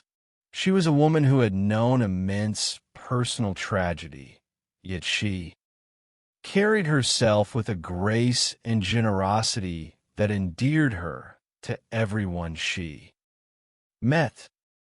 To understand the impact of Nancy's sudden disappearance, one must understand the depth of her roots in the Paso Robles community. For years, she operated a popular salon downtown called The Strand. She was a highly skilled cosmetologist, a talent she discovered in her youth in the San Fernando Valley. By the age of 18, she had obtained her license and was styling the hair of prominent figures in Woodland Hills, including the wife of Neil Diamond and the musician Kenny Rogers. By the age of 21, her success allowed her to buy her own home and drive a classic Corvette. when she and her husband, Robert, moved to the Central Coast in 1991, they brought their 3 children to raise them in a more peaceful environment. However, the family was soon tested by a series of devastating losses. Nancy gave birth to a son, Christopher Michael, who lived for only 10 days due to a blockage in his intestines. Years later, her daughter Amy passed away shortly before her 18th birthday after a long battle with cystic fibrosis. The grief was profound, yet Nancy and Robert leaned into their faith and their community to survive. Then, suddenly and unexpectedly, Robert suffered a fatal heart attack and collapsed right in front of Nancy as he was getting into her car. Despite these overwhelming losses, Nancy refused to let bitterness take root in her heart. She became a pillar of strength for her surviving children, Amanda and Chad. She poured her energy into her faith, her animals, and her property. In 2006, Robert and Nancy had purchased the land on El Faro Road. It was a fixer-upper, and Robert, a contractor, worked tirelessly alongside Nancy to remodel it into a stunning 2-story Victorian home with wraparound porches and a majestic willow tree. Eventually, Nancy decided to utilize the main house as a vacation rental while she lived in a quiet, adjacent guest cottage. She called it Paradise Ranch, holding on to the biblical hope of a future paradise, where she would be reunited with the loved ones she had lost. On Friday, May 4th, 2018, a wedding party consisting of over 20 guests checked into Paradise Ranch. The bride, who had selected the property online for its rustic charm and spacious layout, was staying in the guest house with her bridesmaids. Nancy welcomed them with her characteristic warmth, offering hugs and making sure they had everything they needed for their special weekend. She informed the bride that she would be staying nearby on the property if any issues arose. The atmosphere was celebratory and light, with the wedding party heading out to a local winery for their rehearsal dinner later. That evening, the peace of Paradise Ranch was shattered the following morning, Saturday, May 5th. Nancy was a woman of unwavering routine, particularly when it came to her religious meetings. When she failed to show up for a scheduled Bible study, her friends immediately recognized that something was wrong. They contacted her daughter, Amanda, who lived nearby. Amanda, sharing the sudden sense of unease, asked a neighbor to walk over to Nancy's cottage to check on her. The neighbor's report was chilling. The front door to the cottage was wide open. The television was blaring, and there was no sign of Nancy. Amanda rushed to the property, her heart pounding with a growing sense of dread. As she approached her mother's cottage, she saw that Nancy's vehicles were still parked outside. Inside, the scene was frozen in time. Her purse, her car keys, her cellular phone, and her tablet computer were all resting on a bench, untouched. But as Amanda looked closer, she noticed signs of a struggle. There was a dark stain on the carpet, and the sheets and bedding from her mother's bed were entirely missing. On the walls, she saw what appeared to be blood spatter. Frantic, Amanda called 911, her voice trembling as she reported her mother missing. First responding deputies arrived quickly, recognizing immediately that this was not a simple missing person case. They cordoned off the property, transforming the quiet vacation rental into an active crime scene. Senior Deputy Clinton Cole of the San Luis Obispo County Sheriff's Office was at home enjoying a quiet Saturday morning when his sergeant called, asking if he was available to assist with a highly suspicious missing persons case on El Faro Road. Cole, an experienced investigator, agreed and headed toward the property.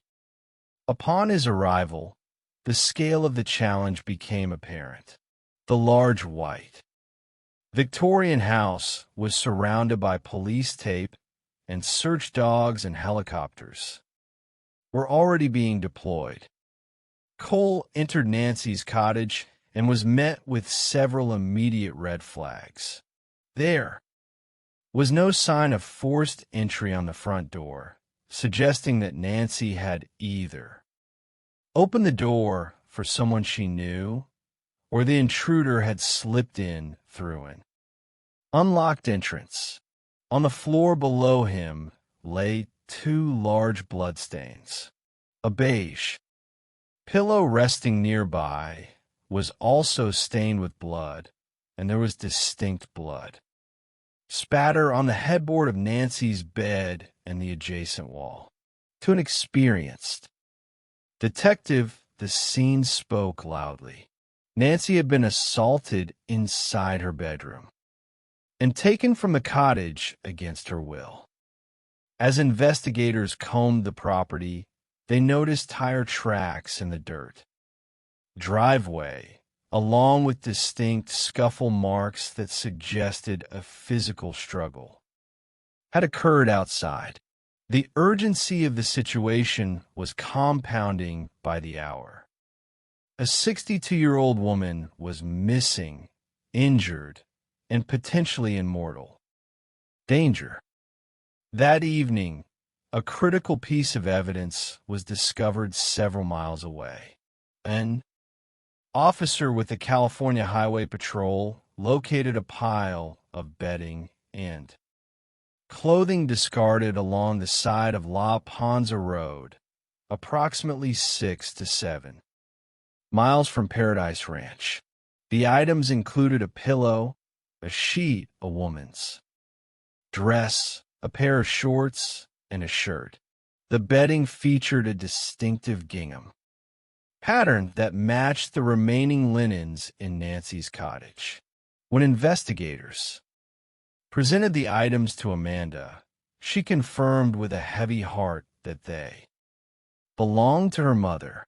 The discovery suggested a grim sequence of events. Nancy had been wrapped in her own bedding, placed in a vehicle, and transported away from her home.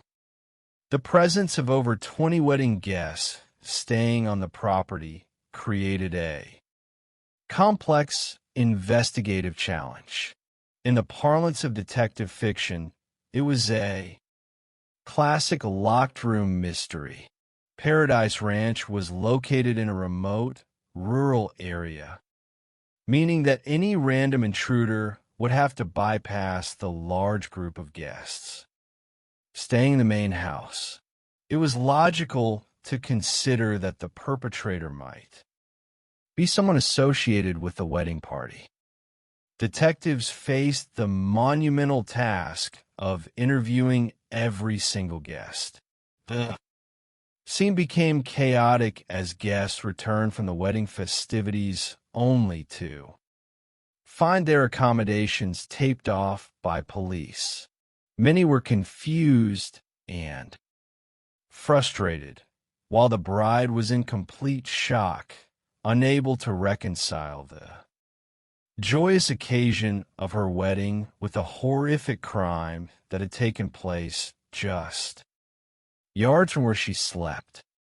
As detectives began their interviews, they focused on a specific wedding guest, whose timeline for the previous night could not be easily verified. While the majority of the wedding party had attended the rehearsal dinner at Cass Winery and returned late, this particular guest claimed he had stayed behind at the ranch alone. When questioned, his demeanor quickly shifted from cooperative to defensive. He refused to cooperate further, telling detectives he did not want the investigation to impact his personal life or his work. This sudden resistance raised immediate red flags. Detectives decided to travel to the guest's home in Northern California to conduct a follow-up interview. To their surprise, when they knocked on his door, the man was cooperative and apologetic for his previous tone. His wife was able to provide photographs from her cellular phone showing that he had, in fact, attended the rehearsal dinner on Friday night, resolving the confusion about his whereabouts. To ensure there were no lingering doubts, the guest voluntarily provided a sample of his deoxyribonucleic acid, which eventually cleared him of any involvement. With the wedding party ruled out, investigators turned their attention to other individuals who had access to the property. Because Nancy was preparing to sell Paradise Ranch to focus full-time on her faith and missionary work, she had hired several independent contractors to perform repairs and renovations. Plumbers, painters, and carpenters had been coming and going from the property for weeks. Among the items left in Nancy's cottage was her tablet case, which was surrounded by pamphlets and handwritten notes. One of the notes contained the name of a painter, Carlo Fuentes Flores, along with his phone number. Detective Cole called Carlo, who was polite and cooperative. He recalled working at the property on the Thursday before Nancy disappeared, noting that she had been very kind to him, even offering him a tamale as a token of appreciation for his hard work. He claimed he had seen nothing unusual. Detectives also looked closely at a general contractor named Sean Bloom. Amanda had informed investigators that her mother had recently fired Sean over a dispute regarding the quality of his work and payment. The relationship had become highly contentious, with Sean sending text messages threatening legal action if he was not paid immediately. When interviewed, Sean made no secret of his dislike for Nancy, but he was entirely transparent about his business dealings and eventually volunteered his deoxyribonucleic acid, which cleared him as a suspect. The investigation also touched upon Nancy's family. Some information suggested that Nancy had a strained relationship with her son, Chad. Chad had chosen to distance himself from his family's faith, which had created a rift between him and his mother. They had not spoken face-to-face in 5 years, and Nancy was not permitted to see his children. Phone records revealed that Nancy had sent a text message to Chad the night before she disappeared, attempting to find common ground. Because of the tension, Chad was initially viewed as a person of interest. He refused to provide a deoxyribonucleic acid sample, stating he did not trust law enforcement. Investigators placed him under surveillance and After he was stopped for a minor traffic violation, they recovered discarded beer bottles from his vehicle. The laboratory tested the bottles, and results cleared Chad of any connection to the crime scene. As the days turned into weeks, the investigation began to stall. Every conventional lead had been pursued and exhausted. The public was growing, anxious, and Nancy's family was desperate for answers. It was at this critical juncture that the San Luis Obispo County Sheriff's Office decided to employ a relatively new investigative tool, a Google geofence search warrant. Geofencing allows investigators to draw a virtual boundary around a specific geographic area during a precise time frame. Google then provides anonymous device identifiers for any cellular phones or tablets that were active within that boundary. Because Nancy's attempted 911 call on Friday night had been logged at 12:17 in the morning before being abruptly terminated, detectives had a precise window of time to target. The geofence results returned from Google were incredibly precise. Paradise Ranch was a rural, isolated property, meaning there was very little digital traffic. The geofence data successfully filtered out the devices belonging to the wedding guests. But inside Nancy's studio, the data revealed a single device that had pinged at 1:33 and 1:52 in the morning, right during the hours Nancy was believed to have been abducted. Google provided the unique device identifier, which is as distinct as a physical fingerprint. Investigators drafted a secondary search warrant for the subscriber. Information associated with that device. In November, several months after Nancy's disappearance, the results arrived.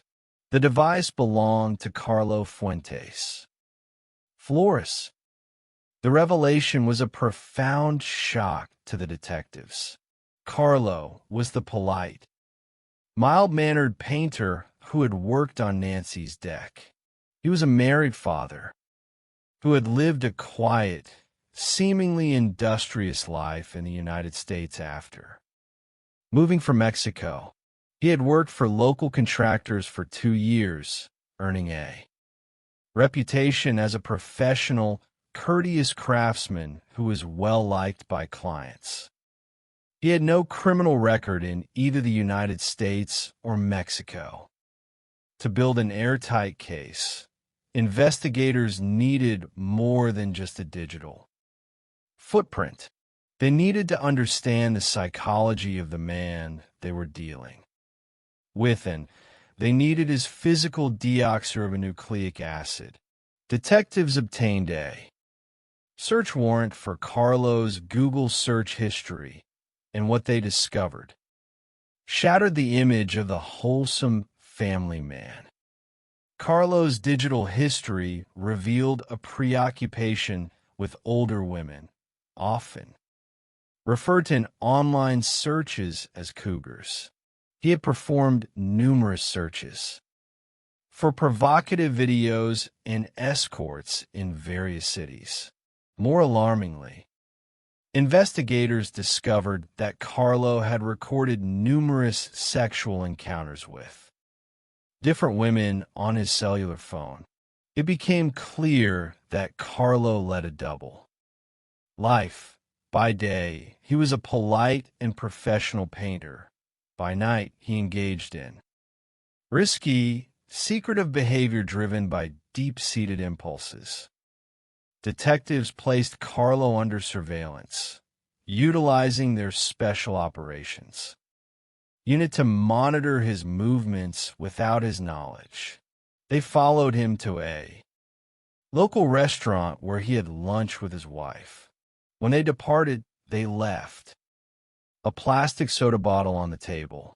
Because the bottle was left in a public place, detectives were legally permitted to retrieve it without a warrant.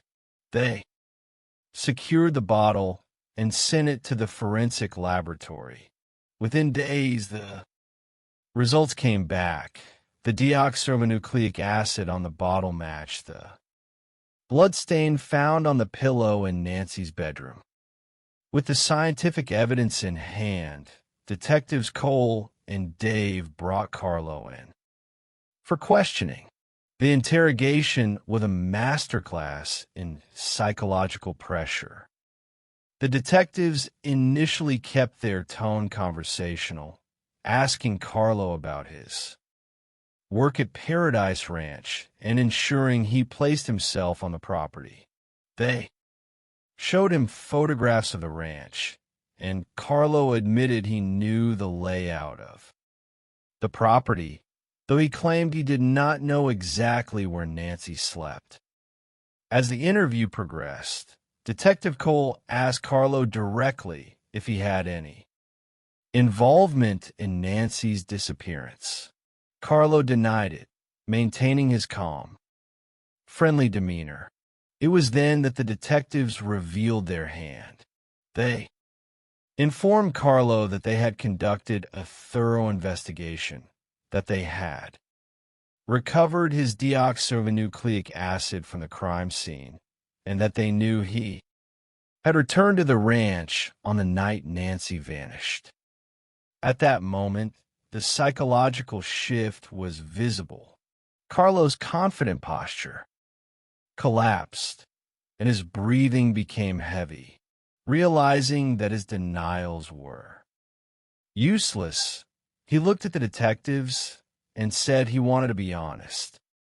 However, his initial confession was an attempt to minimize his culpability, a common psychological defense mechanism among offenders who are suddenly confronted with their crimes. He claimed that he had returned to the ranch late at night to retrieve a ladder for an upcoming job. As he was backing his truck up, he claimed he accidentally ran over Nancy, who had walked out behind him. He insisted that he carried her inside her cottage to help her, where she ultimately collapsed. The detectives did not accept this story. They pointed out the inconsistencies, prompting Carlo to slowly reveal the darker truth. He admitted that his actions were not accidental. He confessed that he had consumed a significant amount of alcohol that night, which had lowered his inhibitions and fueled his impulses. He had gone to Nancy's home with the intention of forcing himself upon her, falsely believing that her previous kindness and the tamale she had given him were signs of romantic interest. He admitted to assaulting Nancy, raping her, and then suffocating her with a pillow to prevent her from identifying him. When asked where Nancy's body was, Carlo offered to lead the detectives to her remains. The journey took detectives and Carlo deep into the Carrizo Plain, a remote and arid region on the border of Kern County. For over an hour, they drove through the desolate landscape. Carlo's demeanor was quiet and subdued occasionally, expressing remorse for his actions. Because of the vastness of the territory, there was a fear that he would not be able to locate the exact spot. He stopped at several different locations, walking in circles as the detectives watched, with growing anxiety. Finally, at one location, Detective Cole spotted a pile of rocks that looked entirely out of place in the natural landscape. He pointed them out to Carlo, who fell to his knees and began to cry. confirming that was the location. Investigators recovered Nancy's skeletal remains, which had been partially scattered by wildlife. It was a somber moment for the detectives, who were filled with a mixture of sadness for Nancy's family and anger at the callousness with which her body had been discarded in the wilderness. In January of 2022, rather than facing a public trial, Carlo Fuentes Flores entered a slow plea. He was found guilty of first-degree murder, with the special circumstance of murder committed during a rape. He was sentenced to life in prison without the possibility of parole. Although the family would never truly have closure, the quiet, persistent work of law enforcement ensured that Nancy's killer would spend the rest of his life behind bars, and her family could finally lay her to rest with the dignity she deserved. While the Central Coast of California was coming to terms with the resolution of Nancy Woodrum's case, another complex psychological drama was unfolding in the mountain communities of Summit County, Utah. Summit County is a region of spectacular natural beauty, home to world-class ski resorts and affluent residential areas. It was here that 39-year-old Eric Richens built a successful life. Eric was a strong, athletic man who co-owned a highly successful masonry business called C&E Masonry. He was a dedicated father of 3 young boys, an avid hunter, and a committed member of the Church of Jesus Christ of Latter-day Saints. He was a man who worked hard to provide a comfortable life for his family, which included his wife, Corey. Corey Richens was a woman of intense ambition, having grown up in a family that moved frequently due to her parents' construction work. She had experienced a childhood of modest means. As a teenager, she had worked for her aunt's cleaning business, scrubbing the toilets of the wealthy residents who lived in the magnificent mansions of Park City. This experience fueled a deep desire within her to one day occupy those mansions herself, not as a cleaner, but as an owner. In 2019, Corey established K. Richlands Realty, a real estate and home flipping business. She quickly expanded her operations, managing 15 renovation projects simultaneously. To the community, Eric and Corey appeared to be the epitome of the American dream. A beautiful home, 3 happy children, and 2 thriving businesses. However, beneath this polished exterior, a toxic dynamic was developing. Corey's ambition had outpaced her financial reality. She began taking out substantial hard money loans to fund her real estate ventures, which carried high interest rates and significant risks. In 2020, Eric made a shocking discovery. Corey had secretly forged his signature to secure a $250,000 line of credit against their family home, which Eric owned solely. This betrayal deeply fractured the trust in their marriage. Eric consulted with a divorce attorney and privately took steps to protect his assets and his children. He established a secret trust, naming his sister Katie as the executor and making his 3 sons the sole beneficiaries. He also placed the family home into the trust, effectively ensuring that if anything were to happen to him, Corey would not inherit his estate. Despite these precautions, Eric chose to remain in the home, attempting to work. Through their marital issues and counseling, it was a decision that would prove fatal. On the night of March 3rd, 2022, Corey claimed she and Eric were celebrating a major milestone for her business. She had placed under contract a massive, unfinished estate in Midway, Utah, valued at nearly $3 million. She envisioned converting the mansion into a luxurious wedding, an event space. To celebrate, Corey prepared a mixed drink for Eric before bed. At approximately 3 o'clock in the morning on March 4th, Corey called 911, reporting that her husband was cold to the touch and not breathing. Emergency medical technicians and deputies rushed to the scene. Body-worn camera footage captured the frantic efforts to revive Eric using a cardiopulmonary resuscitation machine. Despite their best efforts, Eric was officially declared dead at 3:58 in the morning. The responding paramedic noted a surprising amount of blood coming from Eric's mouth during chest compressions, leading to an initial hypothesis that he may have suffered a brain aneurysm. To his family and friends, the sudden death of a healthy, active 39-year-old man was incomprehensible.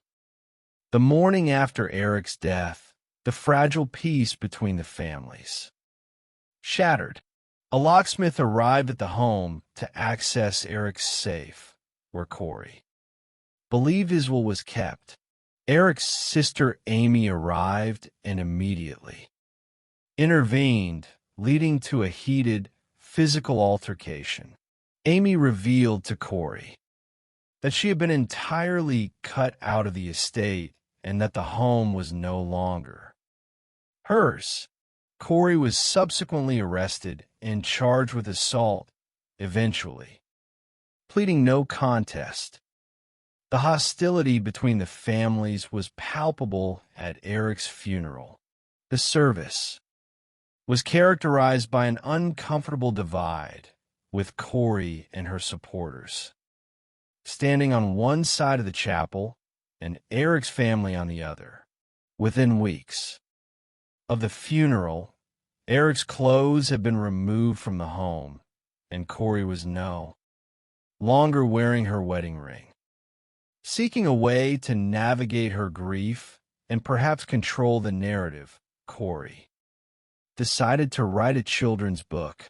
She hired a ghostwriter and a self-published book titled Are You With Me? The book was designed to help children cope with the loss of a parent, featuring a young boy wondering if his deceased father was still present in his life, followed by reassurance from the father's perspective. In March of 2023, Corey embarked on a public relations campaign, appearing on local television programs to promote the book and sharing her experience as a grieving widow. To the viewers, she appeared to be a courageous mother doing her best to guide her 3 young boys through an unimaginable tragedy. However, the image began to unravel when local media outlets received anonymous emails alleging that Corey was responsible for her husband's death. Behind the scenes, the medical examiner's toxicology report had returned with a devastating finding. Eric Richins had not died of an aneurysm. His cause of death was determined to be acute fentanyl toxicity. The level of fentanyl in his system was over 5 times the lethal dose and, crucially, it was illicitly manufactured street-grade fentanyl rather than medical grade. The autopsy transformed a tragic death into an active homicide investigation. The Summit County Sheriff's Office, under the direction of a new lead detective, Jeff O'Driscoll, began a meticulous review of Corey's life and finances. Eric's family had immediately shared their suspicions with law enforcement. They revealed that Eric had long harbored fears that Corey was attempting to poison him. In 2019, during a trip to Greece, Eric had become violently ill after drinking a beverage Corey had handed him, prompting him to call his sister Katie and express his fears. More recently, on Valentine's Day of 2022, Corey had purchased a breakfast sandwich for Eric from a local bagel shop. After taking a single bite, Eric suffered a severe reaction, requiring him to use his son's epinephrine auto-injector and take antihistamines before falling into a deep sleep. He texted a friend afterward, stating that he believed his wife had tried to poison him. As investigators examined Corey's financial records, they discovered a motive of staggering proportions.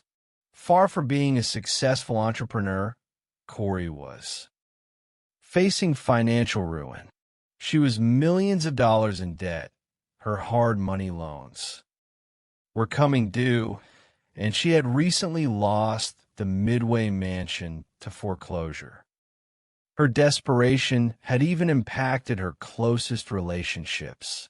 She had convinced her best friend, Chelsea Barney, to provide $45,000 as a down payment for a home, promising to secure the loan and transfer the deed. Instead, Corey pocketed the money, failed to file the deed properly, and the home was eventually foreclosed upon, leaving Chelsea and her family evicted and financially devastated. To connect Corey to the lethal dose of fentanyl, investigators turned to her phone records. They discovered that Corey was in constant communication with a woman named Carmen Lauber, who had worked as a cleaner for Corey's properties. Carmen had a significant criminal history involving narcotics. Detective O'Driscoll conducted a search of Carmen's trash, recovering drug paraphernalia, which provided probable cause to search her residence. Inside Carmen's home, detectives made a chilling discovery. Taped to a mirror was a copy of Eric Richen's obituary. Confronted with the evidence and facing substantial prison time for narcotics and firearms possession, Carmen agreed to cooperate with the prosecution. She revealed that Corey had asked her to procure strong pain medication for a client with a back injury. Carmen admitted to purchasing fentanyl pills from a local dealer, Robert Crozier, and delivering them to Corey on 2 separate occasions. Carmen noted that after the first delivery, Corey had requested stronger pills, stating they were not potent enough. The timing of these transactions aligned perfectly with the key events in the case.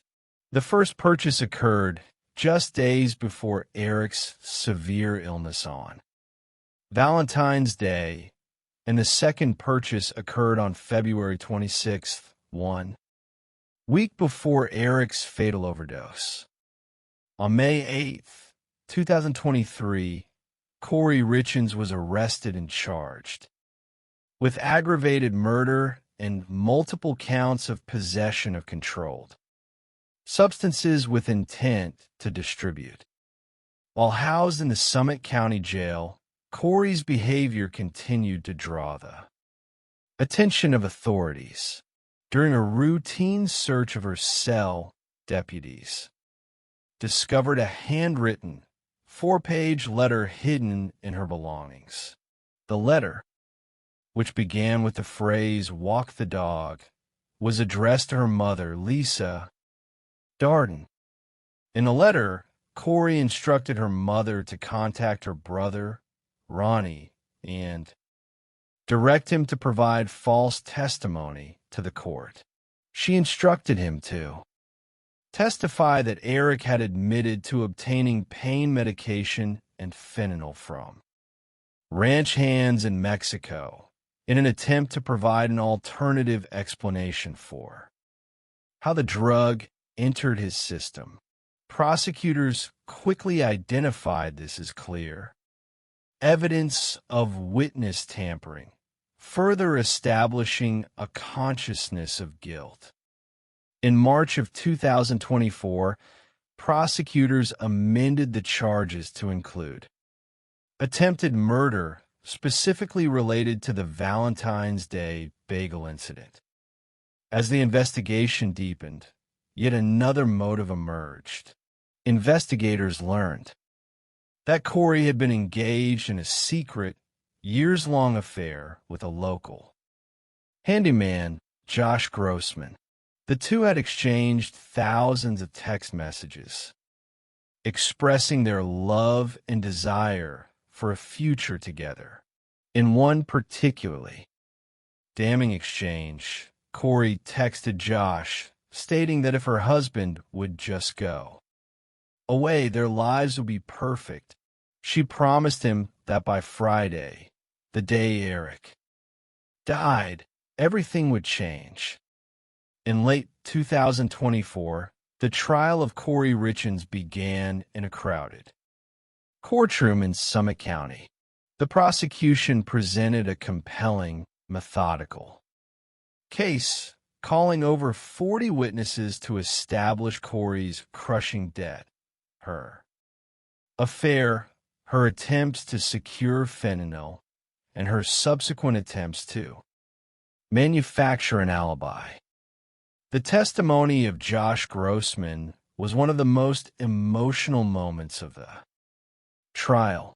Slouched in the witness stand and occasionally breaking into tears, he confirmed their affair and the depth of his feelings for Corey. He recounted a chilling conversation they had in her car shortly after Eric's death, where Corey asked him if he had ever killed anyone during his military service in Iraq and how it had made him feel. When the prosecution rested after 13 days of testimony, the courtroom prepared for the defense to present its case. In a stunning legal maneuver, Corey's defense attorneys stood up and announced that the defense was resting its case immediately without calling a single witness. They believed that the prosecution had failed to establish a direct forensic link showing exactly how the fentanyl was administered to Eric, choosing to rely on their cross-examinations of the state's witnesses. The strategy did not succeed. After deliberating for less than 3 hours, the jury returned with a unanimous verdict, guilty on all counts, including aggravated murder. Outside the courthouse, Eric's family embraced, shed tears of relief, and expressed their gratitude that justice had finally been served. For 3 young boys, the tragedy was absolute. They had lost their father to a senseless act of greed, and their mother's parental rights were terminated, leaving them to be raised by their aunt. These two cases, though occurring in different states and under different circumstances, share profound psychological parallels. Both Carlo Fuentes Flores and Corey Richens operated under the cognitive distortion that they could commit a terrible crime and simply return to their normal lives. Carlo believed his polite demeanor and lack of a criminal record would shield him from suspicion, failing to realize that his digital footprint and physical deoxyribonucleic acid would speak for the victim when she no longer could. Corey believed her. Intelligence, her charm, and her creative writing could allow her to construct a narrative of a grieving widow, ignoring the trail of financial devastation, illicit transactions, and digital confessions she left in her wake. In both instances, the mask of sanity was ultimately removed by the methodical, scientific, and relentless efforts of law enforcement. The cases serve as a powerful reminder of the resilience of truth and the quiet, enduring strength of the communities and families who refuse to let the memories of their loved ones be forgotten. Nancy Woodrum's memory lives on through her daughter Amanda and the quiet beauty of the horses she loved, while Eric Richens is remembered by his sisters and his 3 young boys as a devoted father who loved his family. Above all else, to understand the complexities of criminal behavior, one must first recognize that the most profound deceptions often occur in places of absolute serenity. It is a common human desire to believe that danger is loud, obvious, and foreign. We comfort ourselves with the notion that the wilderness or the crowded city streets are where threats reside, while the quiet ranches and cozy mountain homes remain sacrosanct. Yet, as criminal psychology teaches us, the human mind is capable of harboring deep, unexamined darkness behind masks of extraordinary normalcy. In this exploration, we examine 2 distinct, yet psychologically parallel cases of unexpected tragedy that shattered peaceful communities in California and Utah. Both cases demonstrate how the careful application of modern forensic science, digital tracking, and behavioral analysis can dismantle the most calculated facades of innocence. Let's first journey to the rolling hills of Paso Robles, California. The name itself, El Paso de Robles, translates beautifully to the Pass of the Oaks. It is a landscape defined by majestic oak trees, golden grasslands, grazing cattle, and the lush, orderly rows of vineyards. For many, it is a fairy tale retreat, nestled halfway between San Francisco and Los Angeles. It was here that 62-year-old Nancy Woodrum built a life characterized by kindness, industry, and profound personal resilience. Nancy was a beloved fixture in the local community. She ran a popular downtown hair salon called The Strand, where she performed what her clients described as magic, transforming not just their appearance but their spirits through her warm, open nature. Nancy was no stranger to the immense sorrows that life can present. She had suffered a series of devastating losses that might have broken a less grounded individual. She and her husband, Robert, had lost their infant son, Christopher. Michael, when he was only 10 days old due to a congenital blockage. Years later, her teenage daughter, Amy, passed away shortly before her 18th birthday after a lifelong battle with cystic fibrosis. Eventually, the sudden and tragic loss of her husband, Robert, who collapsed from a heart attack, left Nancy alone on the property they had purchased together in 2006. This property, a picturesque fixer-upper with a 2-story Victorian home and wraparound porches, was named Paradise Ranch, reflecting Nancy's deep faith as a devout Jehovah's Witness. She held a firm belief in a peaceful future, and Paradise Ranch was her sanctuary. The serenity of Paradise Ranch was disrupted in May of 2018. On Friday, May 4th, a large group of wedding guests checked into the main house and the adjacent guest cottage to celebrate a marriage at a local winery. Nancy was staying in her smaller, secluded studio apartment on the property, housing herself close by while welcoming the bride and her bridesmaids earlier that day. However, on Saturday, May 5th, the peaceful routine was shattered. Nancy failed to appear for a scheduled Bible study, an absence that immediately alarmed her daughter, Amanda. A neighbor who went to check on Nancy discovered an unsettling scene. The front door was wide open. The television was blaring too. An empty room, and Nancy was nowhere to be found. When Amanda and law enforcement arrived, the gravity of the situation became clear.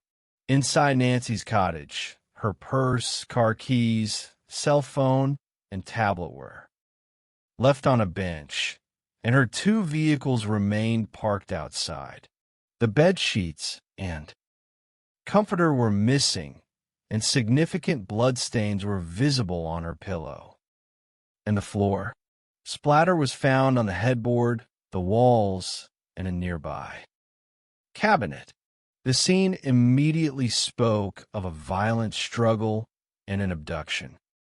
Senior Deputy Degnan and other investigators recognized that a serious crime had occurred.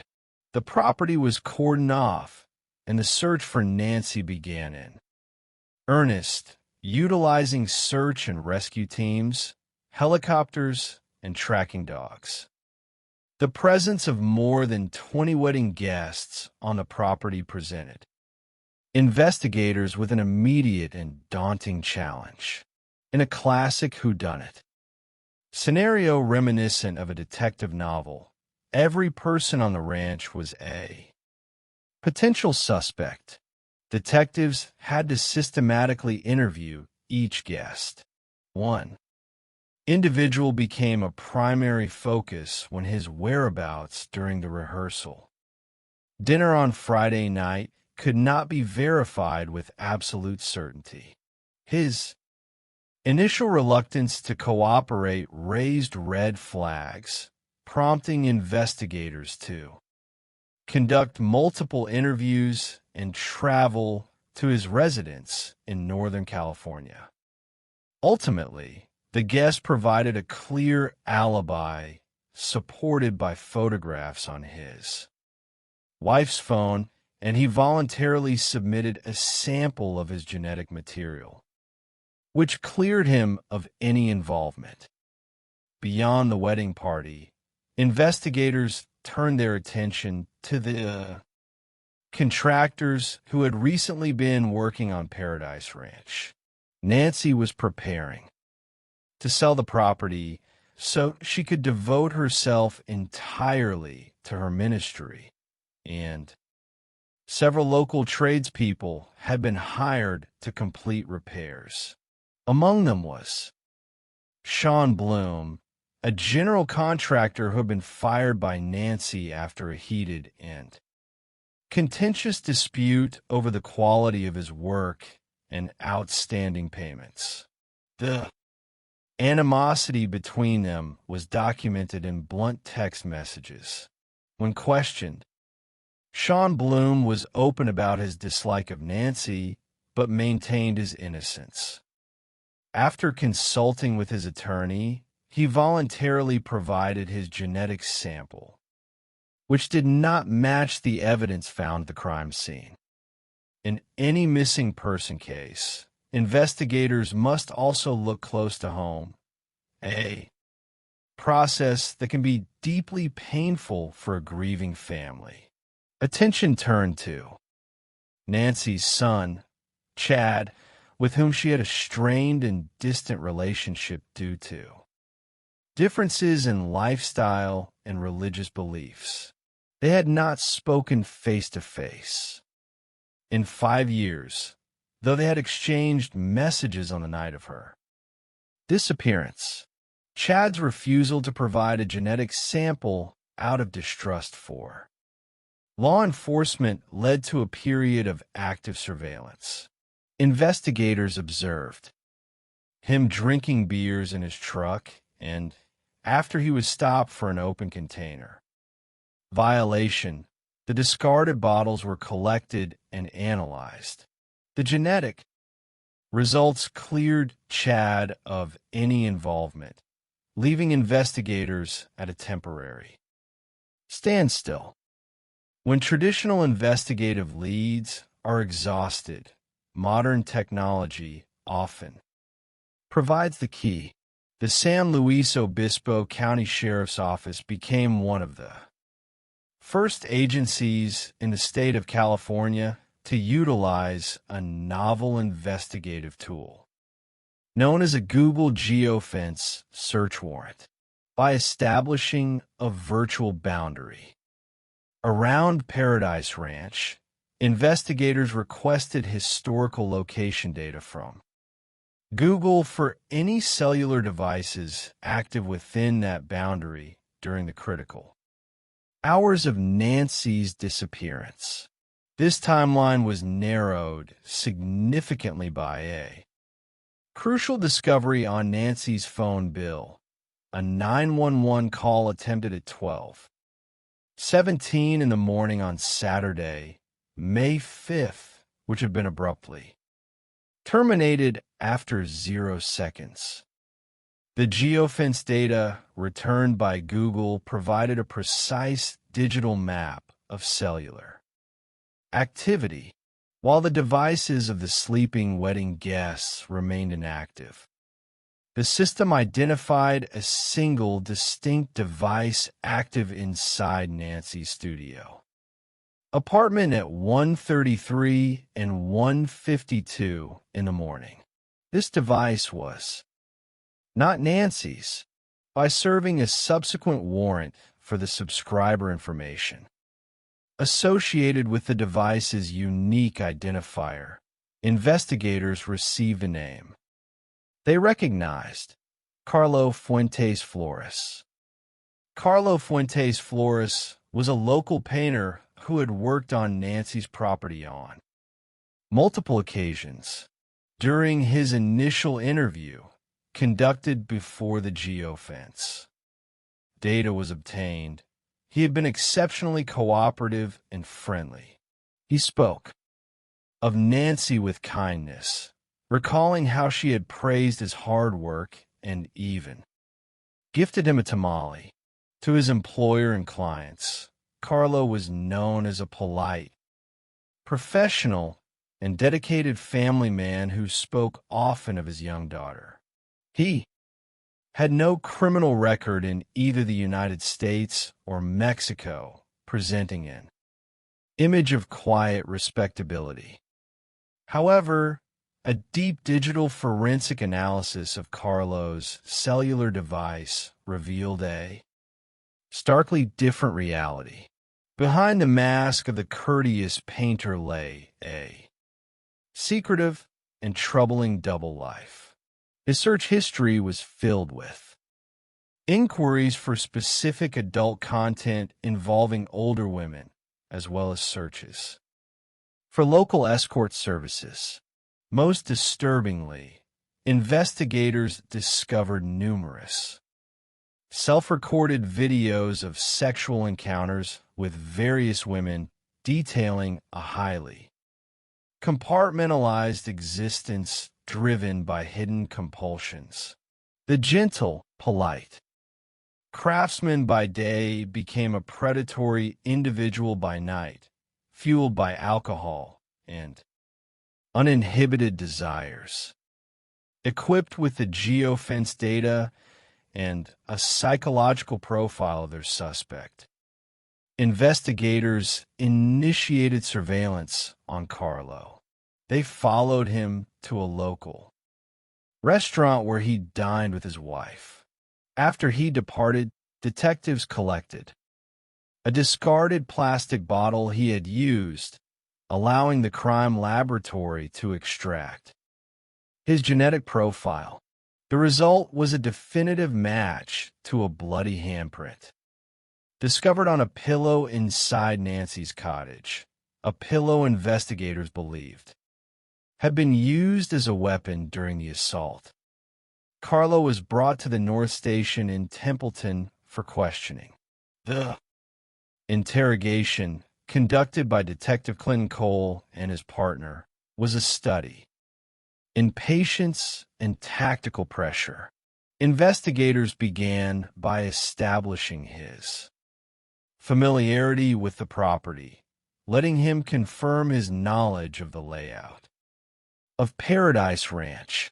When confronted with the reality of the genetic evidence, Carlo's demeanor shifted visibly. Recognizing that his deception had failed, he began to weep and confess to the crime, though he initially attempted to minimize his actions by claiming it was an accidental vehicular collision. He claimed he had returned to the ranch to retrieve a ladder accidentally struck Nancy with his vehicle and brought her inside to assist her. As the questioning progressed, the implausibility of the accident story collapsed under the weight of the physical evidence, and Carlo admitted to the assault and rape. However, the most critical question remained: the location of Nancy's remains. Carlo offered to lead the detectives to the site.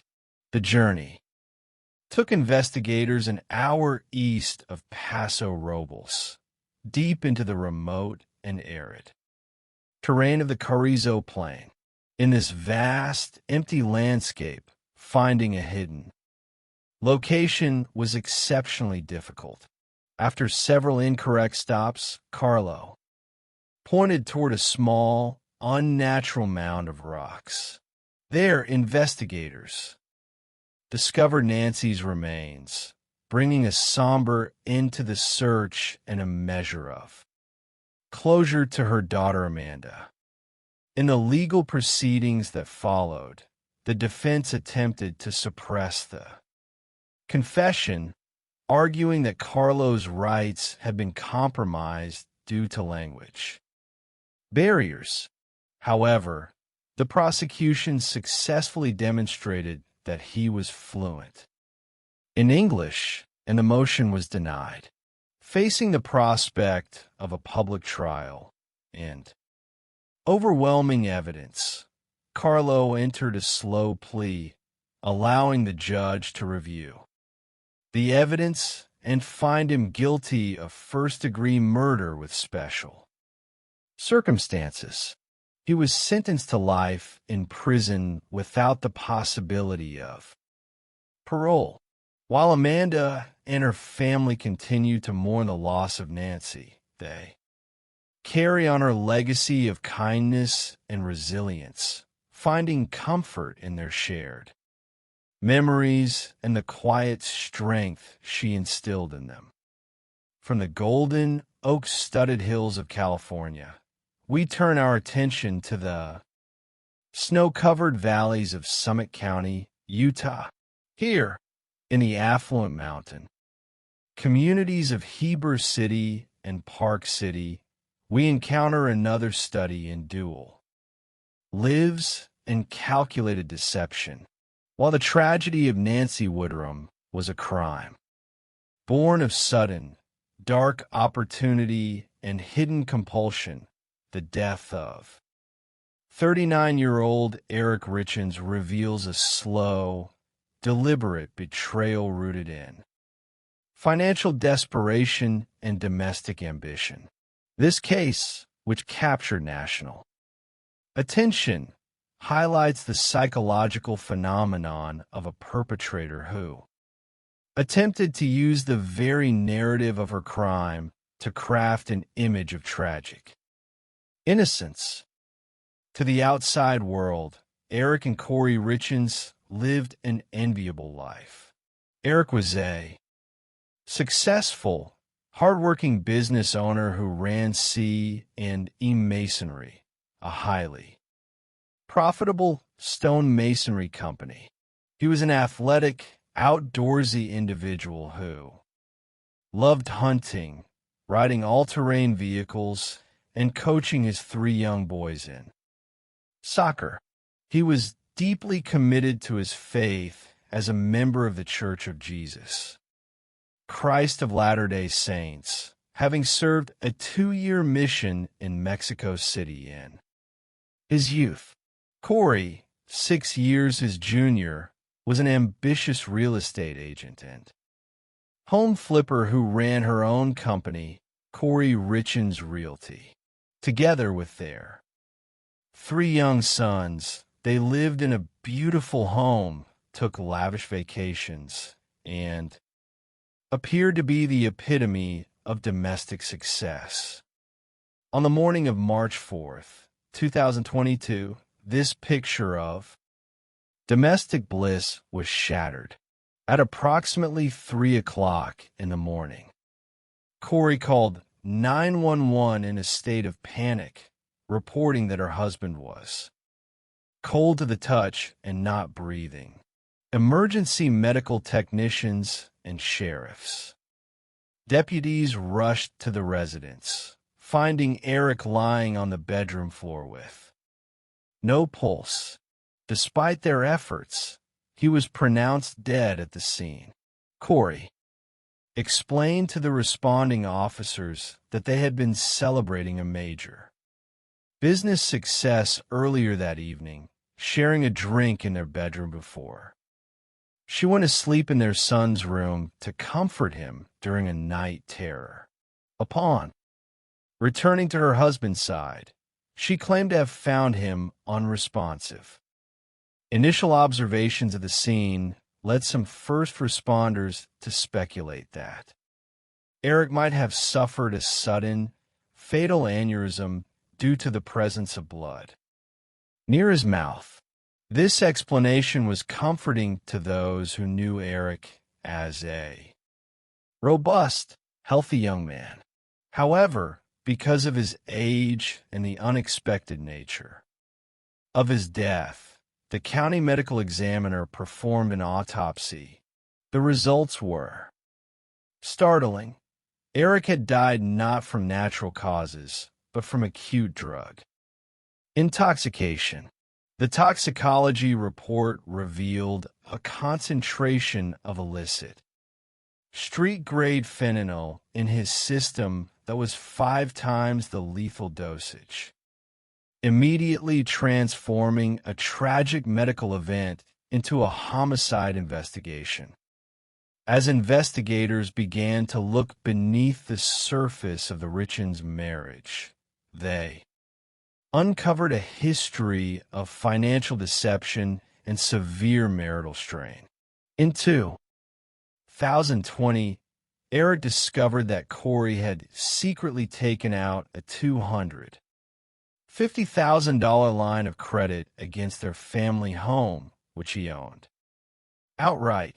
This revelation shattered Eric's trust in his wife and prompted him to consult with a divorce attorney. although they ultimately remained together and attended counseling.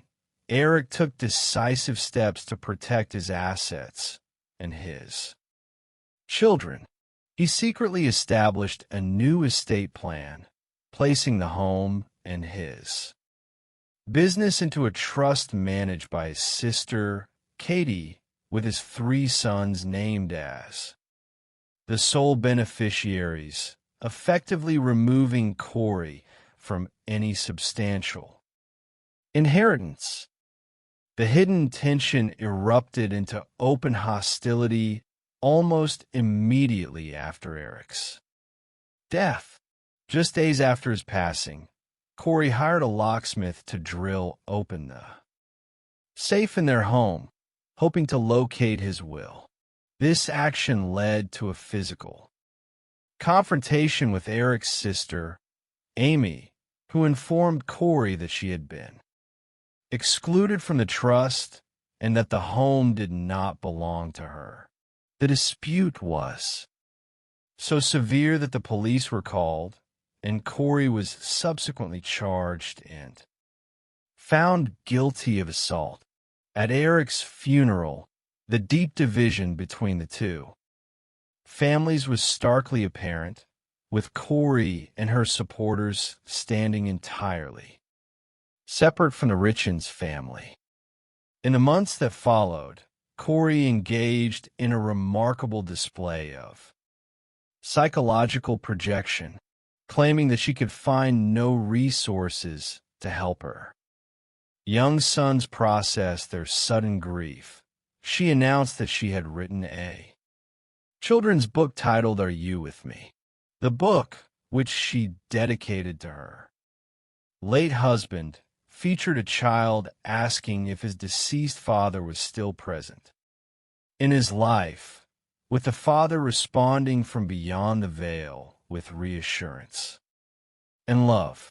Corey self-published the book and began a promotional tour, appearing on local television and radio programs to share her journey as a grieving young widow, presenting herself as an empathetic figure of maternal strength. While Corey was publicizing her book, the criminal investigation was quietly gaining momentum. Led by Detective Jeff O'Driscoll, investigators utilized digital forensics to examine Corey's communication history.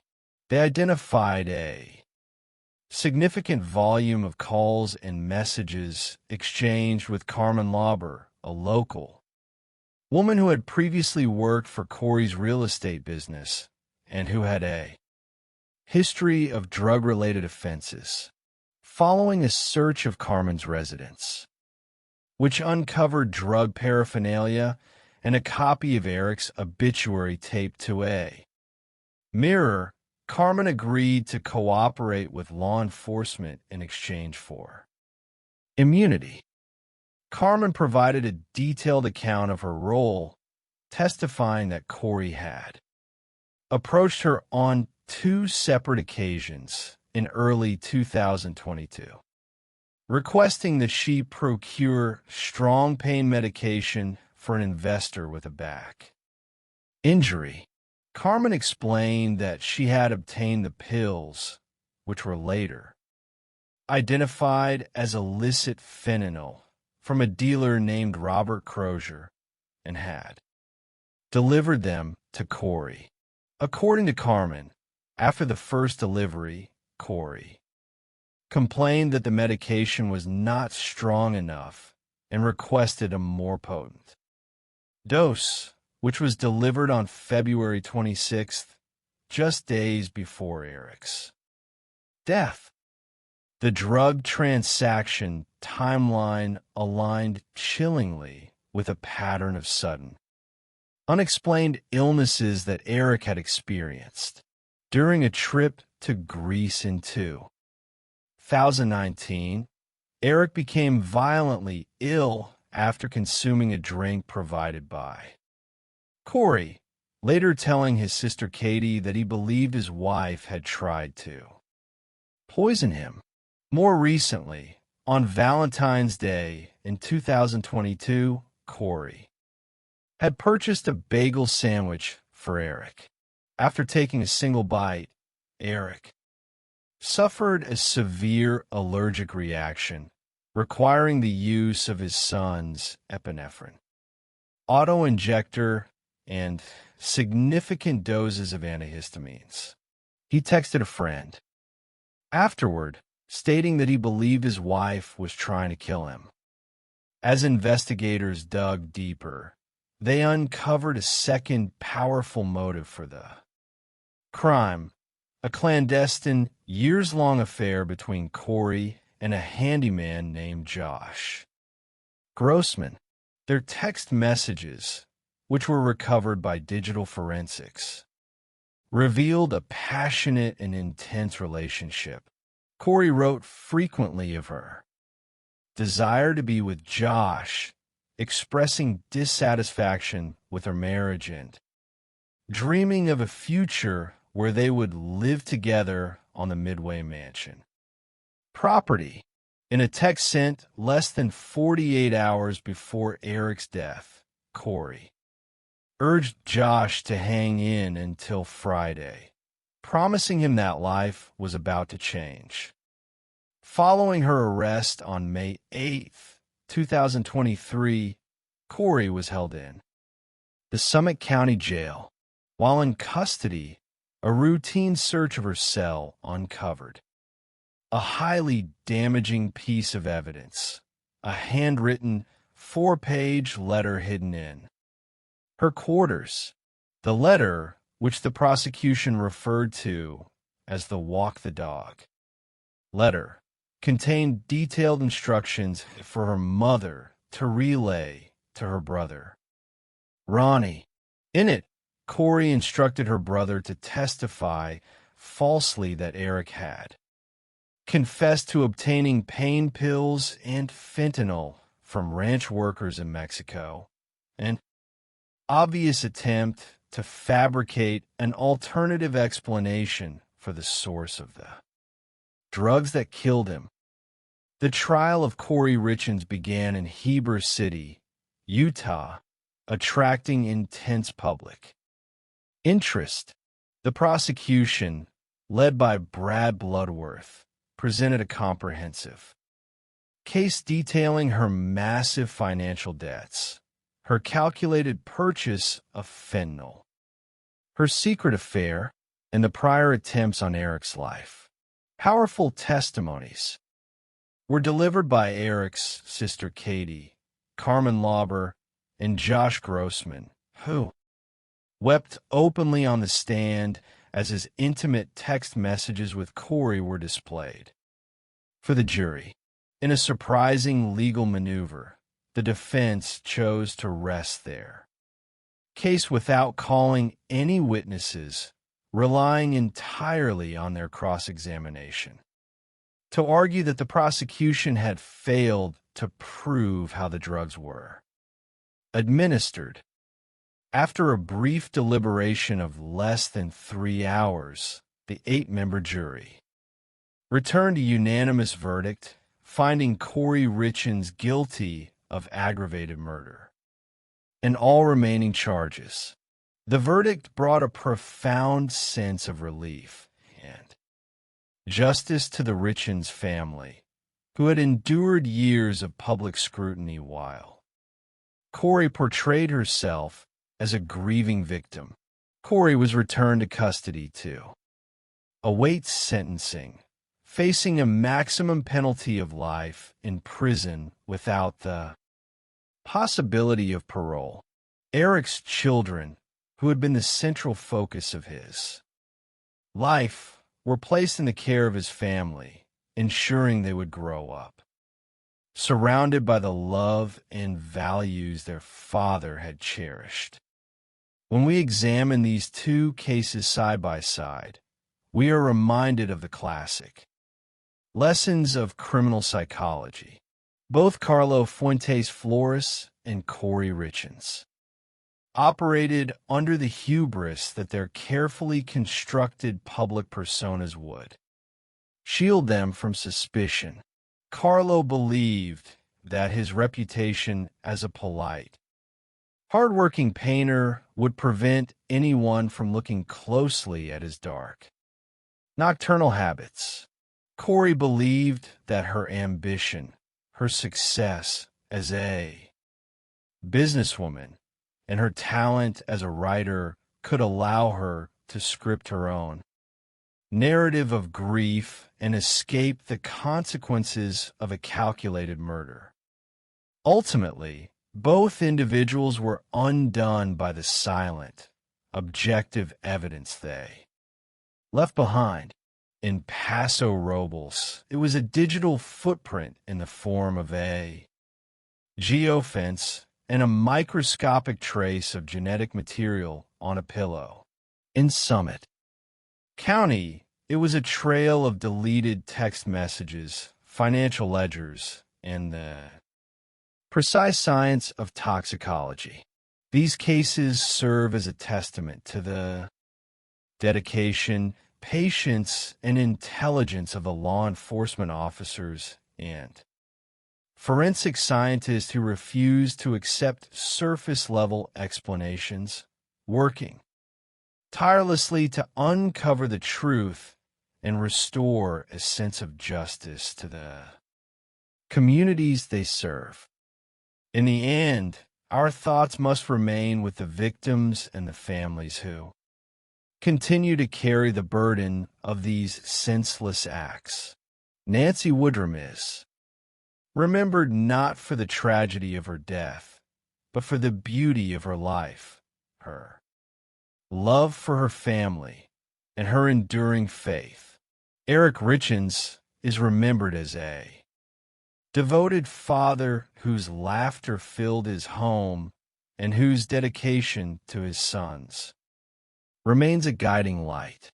By honoring their memories and ensuring that the truth is told, we affirm the triumph of justice, empathy, and the enduring strength of the human spirit over the calculated shadows of deceit.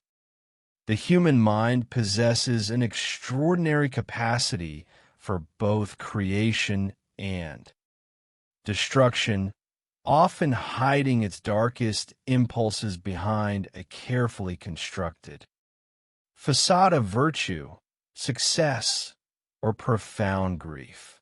In the annals of criminal psychology, the most chilling cases are not those born of sudden, explosive passion, but those meticulously planned in the quiet corners of a calculating mind. These are the narratives of individuals who believed they could outsmart the collective wisdom of forensic science, the dedication of law enforcement, and the intuitive boundaries of human empathy. By examining the intricate details of two distinct investigations, we can begin to understand the psychological anatomy of deception, the vulnerabilities that lead to criminal downfall, and the tireless efforts of those sworn to protect the innocent. The first chronicle takes us to the mountain valleys of Summit County, Utah, where a family that appeared to represent the pinnacle of the American dream was shattered by a sudden death, only for a far more sinister reality to emerge from. The shadows. The second chronicle unfolds amidst the sun-drenched vineyards and oak-lined hills of Paso Robles, California, where a beloved community fixture vanished from her peaceful sanctuary, triggering an investigation that pushed the boundaries of modern digital forensics. In both instances, the perpetrators operated under the illusion of their own exceptionalism, believing that their public masks would forever shield them from the consequences of their private actions. Yet, as both cases demonstrate, the truth has a persistent, inevitable way of breaking through the most elaborate deceptions.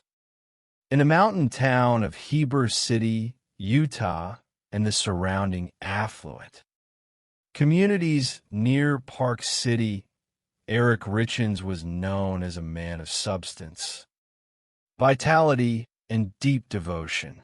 Raised in a family that valued hard work, faith, and the rugged beauty of the Western landscape, Eric grew up working on his family cattle ranch. He was a deeply religious man, having served a 2-year mission for the Church of Jesus Christ of Latter-day Saints in Mexico City, and experience that instilled in him a lifelong sense of discipline and purpose. Upon his return, he established a stonemasonry business, which, through his relentless work ethic, grew into a highly successful million-dollar enterprise known as C&E Masonry. Eric worked hard, but he also played hard, embracing the outdoors as an avid hunter and adventurer. Above all, however, he was a dedicated father to his 3 young sons, coaching their soccer teams, playing with them in the living room, and striving to provide them with a secure, stable future. To the outside world, Eric's marriage to Corey Richins was the foundation of an enviable life.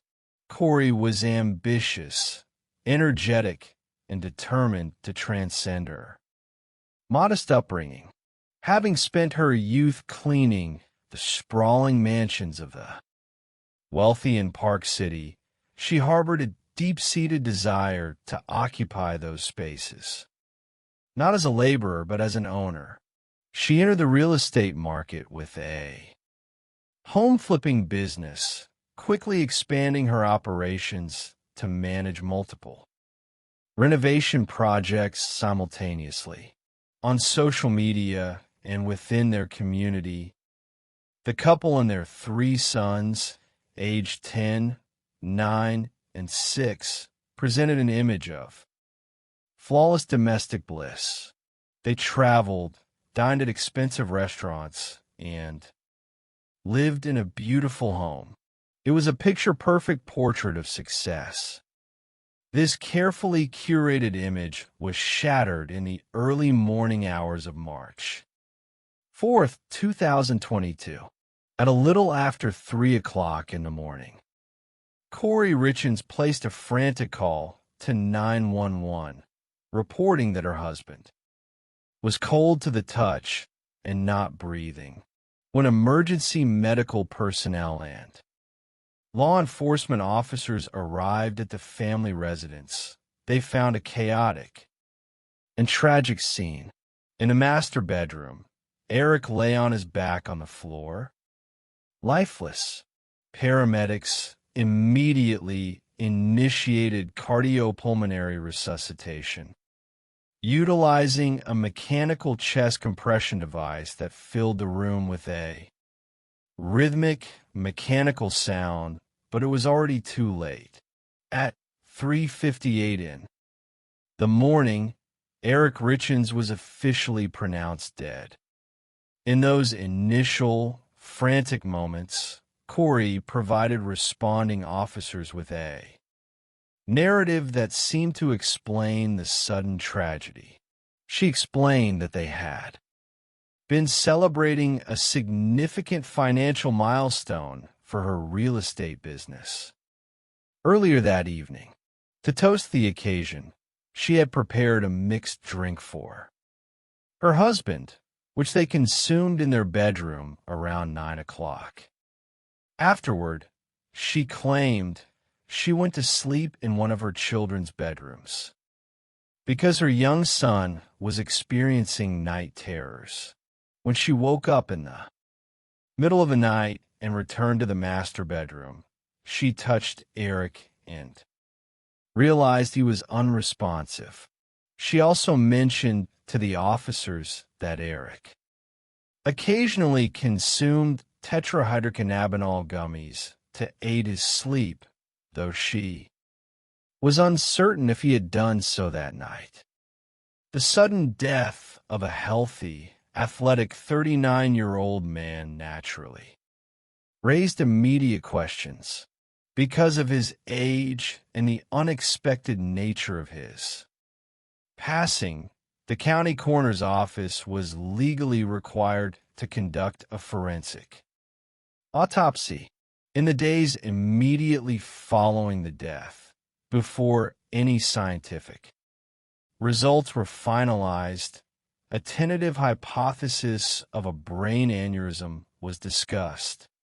Among some of the first responders, a theory that Corey's mother and sister-in-law overheard and began a process.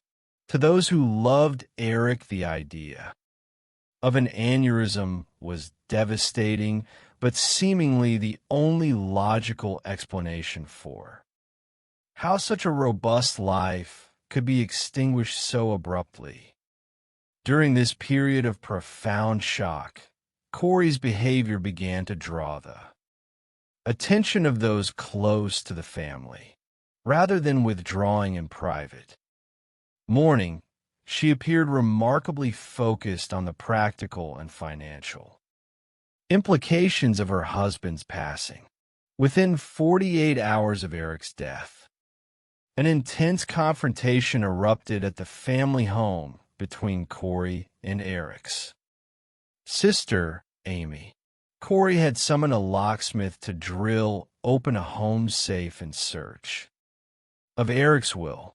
When Amy discovered this, she was outraged, informing Corey that Eric had secretly established a trust and a will that effectively excluded her from his estate, naming his sister Katie as the executor and trustee for the benefit of his 3 sons. The argument escalated to the point where law enforcement was called, and Corey was subsequently charged with and found guilty of assault. This confrontation revealed a deep, hidden rift within the marriage that the public had never seen. In the years leading up to his death, Eric had grown increasingly concerned about Corey's financial decisions.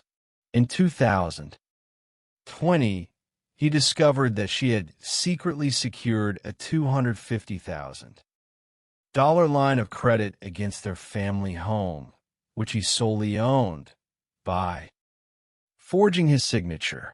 This discovery shattered Eric's trust and prompted him to consult a divorce attorney, although they ultimately chose to remain together and attend marital counseling. Eric took decisive steps to protect his assets for his children, changing his estate plan to ensure that his business, his properties, and his wealth would be held in a trust controlled by his sister, rather than passing directly to Corey.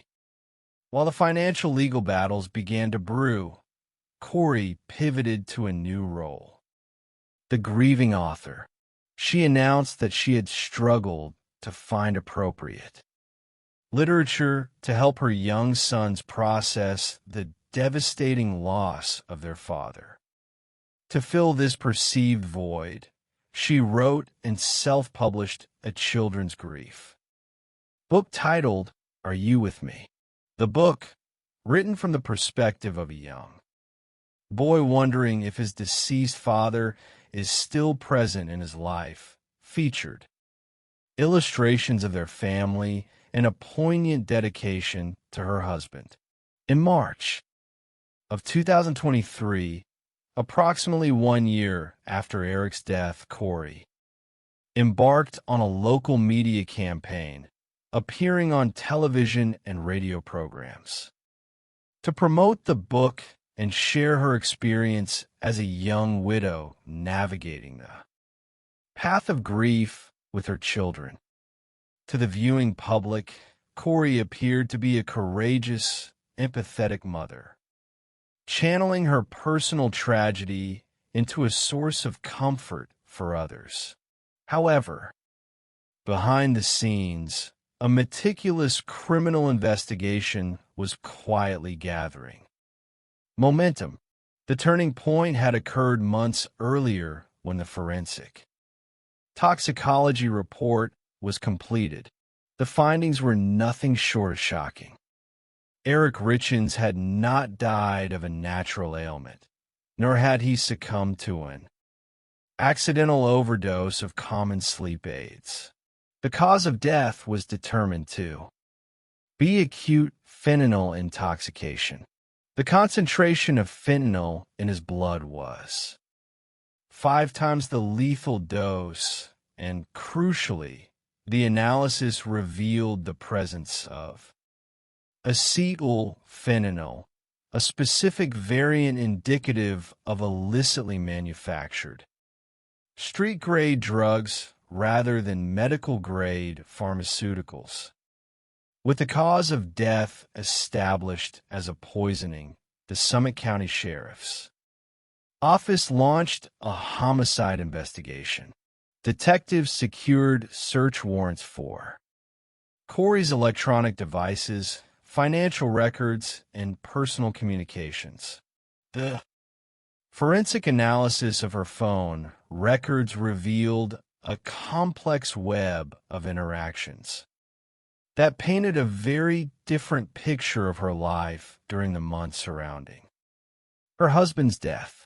Far from a thriving, wealthy entrepreneur, Corey was drowning in a sea of astronomical debt. She had purchased a massive, unfinished luxury mansion in Midway, Utah, for nearly $3 million, hoping to flip it for a massive profit. To finance this and other projects, she had taken out high-interest, short-term hard money loans from over 20 different lenders, leaving her with outstanding liabilities totaling millions of dollars. The pressure of this debt was immense, and the anticipated inheritance from Eric's estate had been her primary hope for financial rescue. Furthermore, investigators discovered that Corey's financial desperation had led her to engage in deceptive practices with those closest to her.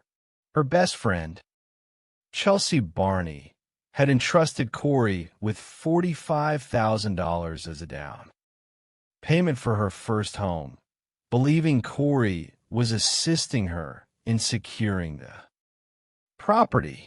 Instead, Corey failed to properly file the deed. The home was foreclosed upon, and Chelsea's family was evicted, their savings completely vanished. Another family, who purchased a remodeled home from Corey, filed a lawsuit after discovering extensive toxic mold behind the walls, which had caused severe health issues for their children.